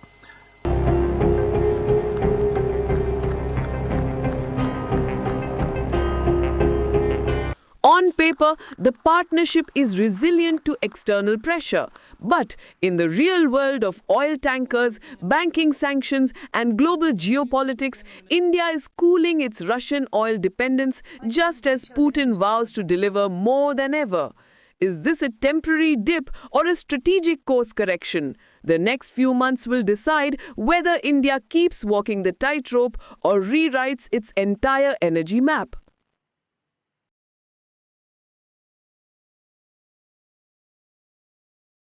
Secret recipe MDH का जीरा SIP जल जीरा मसाला SIP SIP जीरा SIP MDH का जल जीरा SIP MDH का जल जीरा SIP. Amity has been ranked India's #1 not-for-profit private university for 11th year, with top 10 ranked institutions in management, engineering, biotech, law, mass comm, telecom, hospitality, fashion and more. Yet another top ranking for Amity University.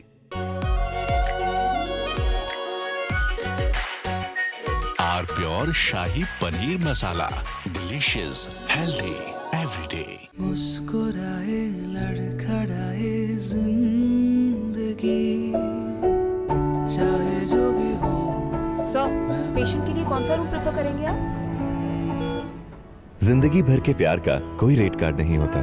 Tata AIG health insurance. With you like family. With you always. आधे bowl दही में 4 चम्मच MDH चटनी पुदीना मसाला डाला. Stir करो. पुदीना चटनी तैयार.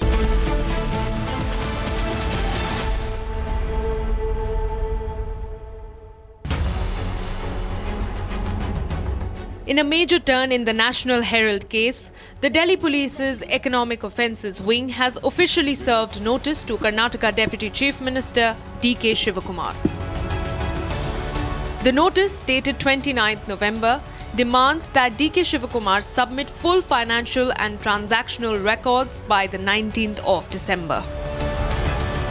These include bank transfers, tax filings, donations, and any links to the controversial transfers made to young Indian. Investigators are now seeking answers from the Karnataka Deputy Chief Minister on whose instructions were these payments made. And crucially, whether he knew about the end use of the money that was transferred to young Indian. In response, The minister called the summons shocking and said that he had already provided the information to the Enforcement Directorate during its investigation. It is very shocking to me. I had given all the details to the ED. ED had summoned me and my brother also. We had given all the notice. There is nothing wrong. It is our institution. And we being a congressman, we have supported the institution also, number one. Number two, from the whatever is there, we have supported. There is nothing hide and seek. All is on black and white. Nothing. But I don't know why after the ED also has filed a charge sheet, there was no need of the police to register a case. So we will take up this case. We will fight in the court of law. It is only the harassment. What is there? It is our money. We can give to anyone whom we like when we pay taxes. There is nothing involved. Already the PMLA case is over. Already they have filed the charge sheet. Then what more they can do it? They just to harass Sonia Gandhi, Rahul Gandhi and all the supporters. They are trying to create confusion.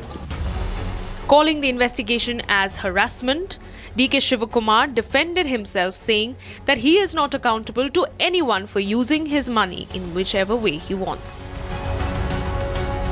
Congress leader Priyank Kharge alleged that the BJP tried to silence opposition voices when faced with governance questions. Whenever the BJP has no answers for the questions plaguing governance, they come up with such notices to Congress leaders. Whereas opposition leader B.Y. Vijendra backed the probe, calling the National Herald case an open and shut instance of misutilized trust funds. The BJP has urged DK Shivakumar to cooperate with the investigation instead of claiming harassment. The entire country, they are aware of this National Herald case. A public trust which has been misutilized by the Gandhi family, but by taking away the property that was under the trust. It's an open and shut case according to me.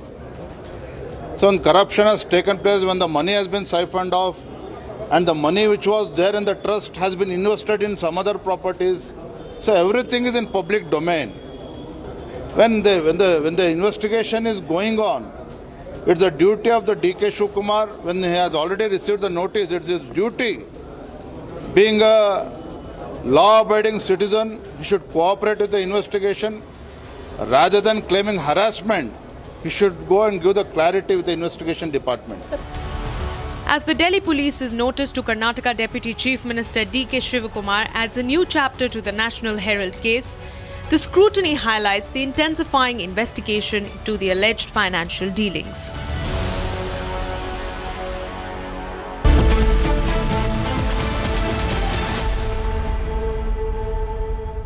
Pure सूजी pasta उबालो मिलाओ और खाओ 8 minute में तैयार क्या taste है सबका राजा pure मसाला मुस्कुराए लड़खड़ाए जिंदगी चाहे जो भी हो।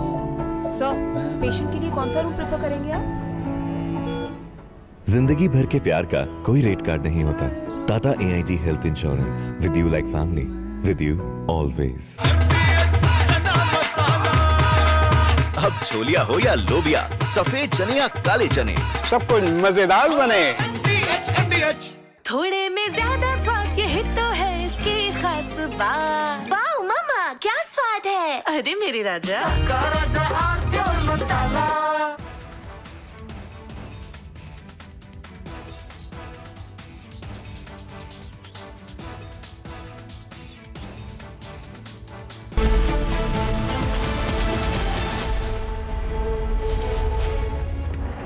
Very good evening, viewers. You're watching Republic TV and I am Rakshita Mishra with you. Let's get started with all the top stories of the day that we've been tracking for you.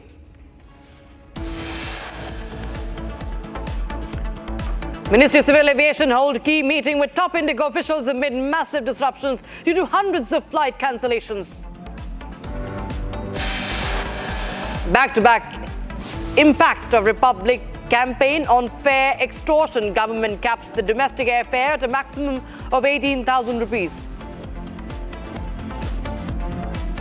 Government directs IndiGO to clear all pending passenger refunds without delay and without rescheduling charges by Sunday 8 p.m. IndiGO cancellations continue for a fifth day. Over 400 flights cancelled since morning today. ED-CBI joint team to travel to counter Nirav Modi's claims. They will be in London as the hearing on Nirav Modi's extradition expected in London on the 16th of December. Delhi Police Economic Offences Wing issues notice to Karnataka Deputy Chief Minister D.K. Shivakumar in the National Herald case, asks him to appear before the Economics Offences Wing on the 19th of December. Okay, so we have some breaking news now coming in that the DGCA, ironically the DGCA, which itself has come under the scanner, has issued a show cause notice to the IndiGO CEO, Peter Elbers. Now, I have the copy of the DGCA show cause notice to the IndiGO CEO, who's been given essentially 24 hours to explain what just happened in Indian aviation.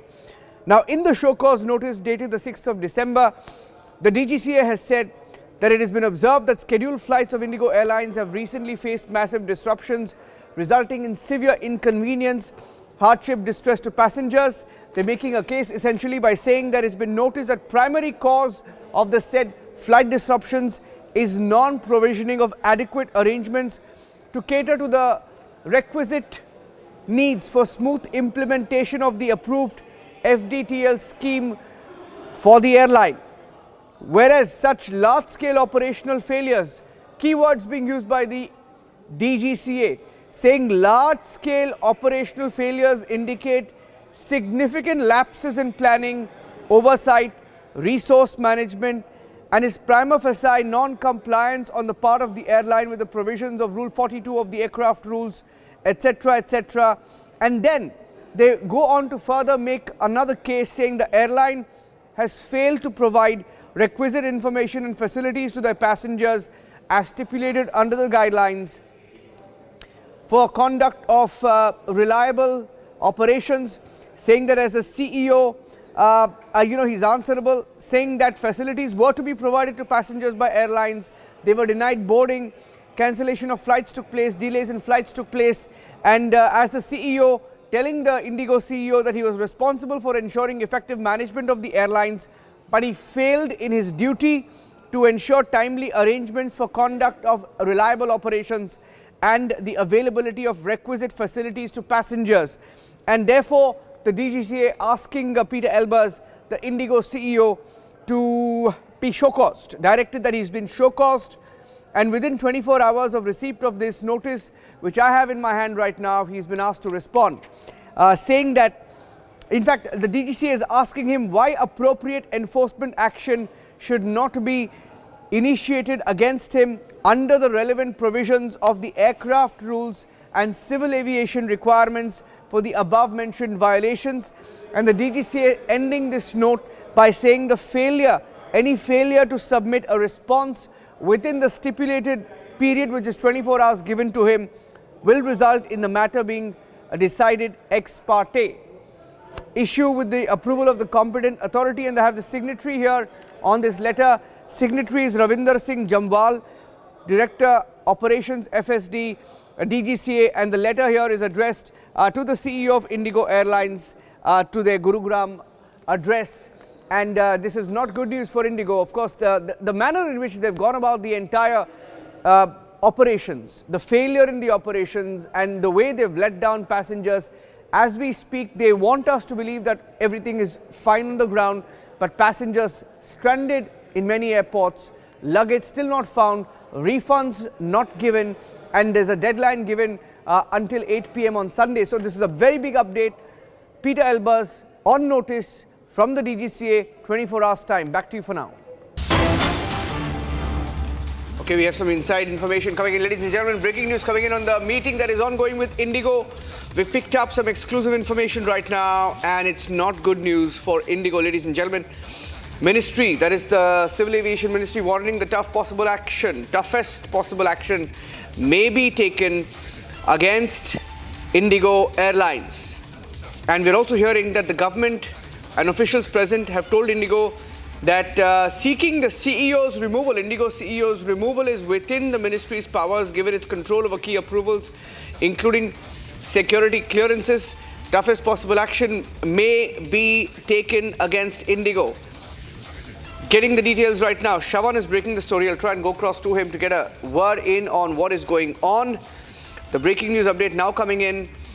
We have the full details of what transpired in the meeting. Airline has been instructed to deliver all pending baggage within 2 days. Government asks IndiGo to return all baggage that is either missing or unreturned within 2 days of time. People have been waiting at airports. It's a pathetic situation, and they've been told, give it back in 2 days, no fees for rescheduling, and ensure all refunds are processed by 8 p.m. tomorrow. And IndiGo has been told that communication system was pathetic and requires a complete passenger-friendly revamp. The meeting lasted 1 hour. We are told that the meeting lasted 1 hour. And officials pointed out that IndiGo has created an impression of being comfortable with FDTL norms, but failed to hire staff accordingly. It seemed to be okay. IndiGo was okay with FDTL norms, but failed to hire staff. So this is big breaking news update. Confirms that they failed. It was completely of their making, and they will now have to pay the price. The ministry has also warned that the toughest possible action may be taken against IndiGo. The airline has seen high attrition. Recruitment has not matched the requirement, is what we are hearing from that meeting. One of the outcomes is that IndiGo has seen attrition, but they failed to recruit. Shravan with all the details of that meeting. Shravan. Well, in fact, this meeting lasted for almost over an hour, and we are now being told that the top management of IndiGo was present in this particular meeting.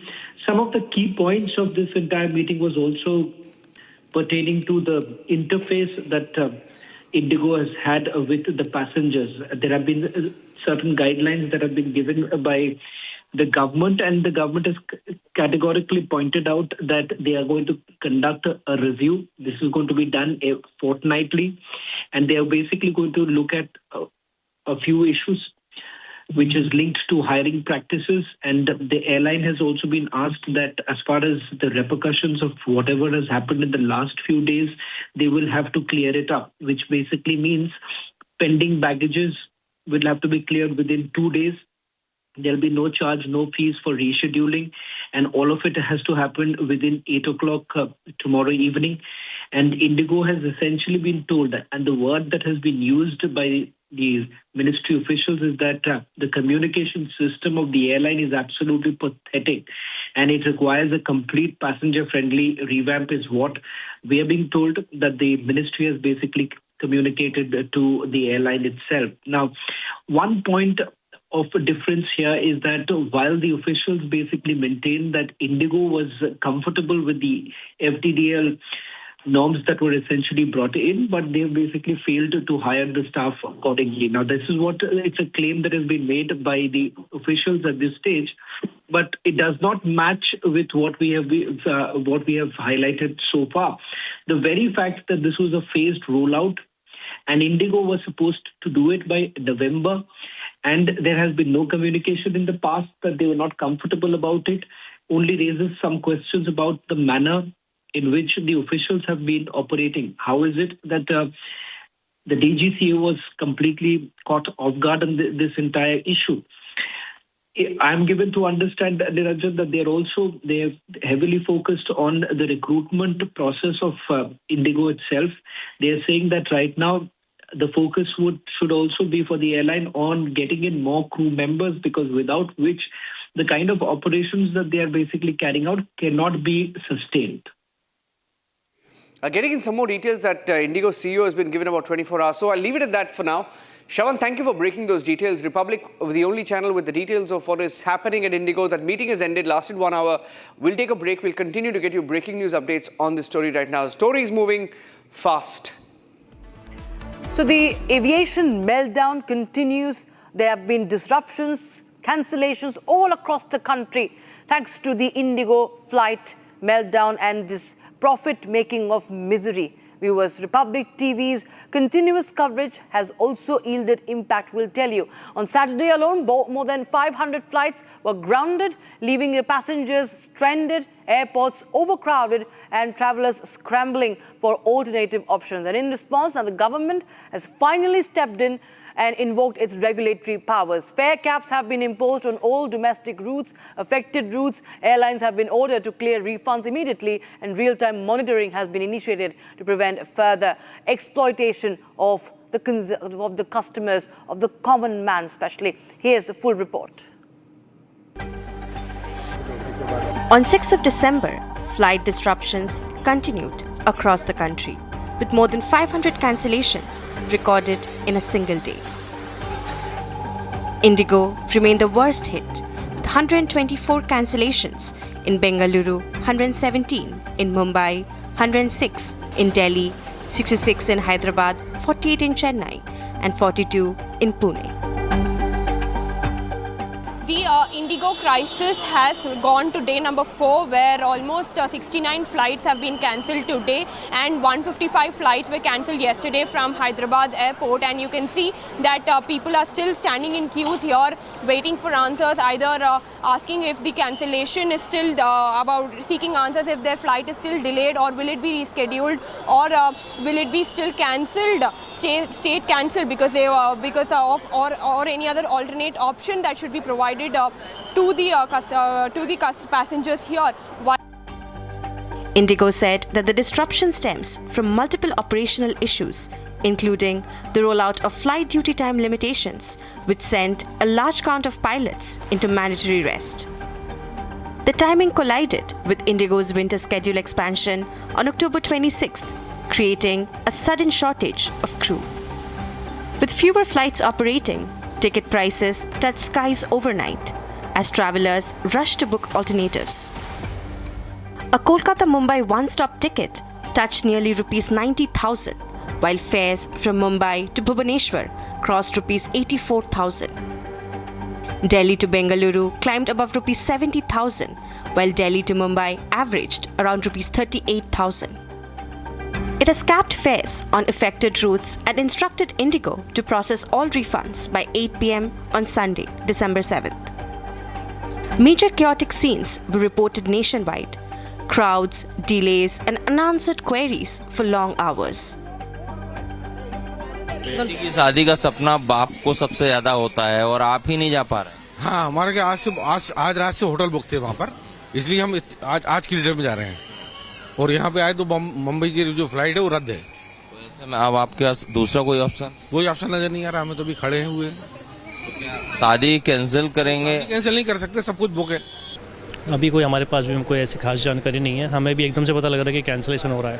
तो यहाँ पर आप लोगों की भी duty बढ़ा दी गई होगी, ज़्यादा अतिरिक्त भार आ गया? जी, हमारे वीक ऑफ्स भी कैंसिल है अभी, और हम सभी के स्टाफ के वीक ऑफ्स कैंसिल हैं। कुछ भी जानकारी है कि कब तक फिर से सुचारू होगा, कब तक एकदम सही तरीके से फ्लाइट चलने लगेगी? अभी मंडे से बोला है कि सब ठीक हो जाएगा। तो अभी जो पैसेंजर हैं आपके, जिनके टिकट्स ऑलरेडी बुकड हैं, उन्हें कुछ कहना चाहेंगे आपकी? क्या सारी फ्लाइट्स कैंसिल हो रही है, वो कैसे चेक करें, कैसे जानकारी मिले? उसके लिए हम है पे टिकट काउंटर है हमारा यहाँ पे, हम सबकी हेल्प कर रहे हैं उसी के regarding. The Civil Aviation Ministry has now stepped in to control pricing and passenger distress. Passengers will not be charged rescheduling fees for disrupted travel, which somehow brings a sense of relief after days of waiting and uncertainty. The Directorate General of Civil Aviation has placed flight duty time limit orders in abeyance and has set a 4-member committee to probe operational lapses. From Chennai, the airline has warned that cancellations may continue until December 10th.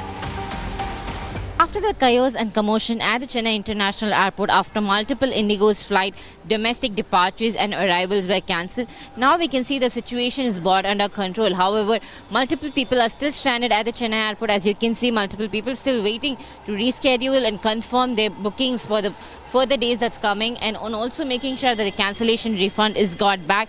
Multiple people stand in queue to make sure that the IndiGO crew is answering to their queries and questions that they have. 48 airlines by the IndiGO still stays to be cancelled at the Chennai International Airport. However, small ATR flights to Madurai, Thoothukudi, Vijayawada and Bengaluru have resumed, avoiding landing and departure charges. At Jammu Airport, operations are gradually improving. 7 out of 10 scheduled flights are now back on track. देखिए, जो अभी बढ़ी demand है उसको meet करने का हमारा set pattern होता है। जैसे हम दीपावली में, छठ में, होली में, विंटर वेकेशन में, समर वेकेशन में करते हैं। हमारी जो एक टीम होती है डेडिकेटेड, वो इसको वॉच करती है कि किस स्टेशन के लिए, किस एरिया के लिए ज़्यादा सर्च हो रही है, ज़्यादा क्लिक हो रही है, ज़्यादा डिमांड हो रही है। तो इस चीज़ को ध्यान में रखते हुए हम स्पेशल ट्रेन्स या कोच अटैचमेंट करते हैं, एक्स्ट्रा कोचेस का अटैचमेंट करते हैं। On the night of December 5th, IndiGO issued a public apology asking passengers for patience as it attempts to rebuild normal operations.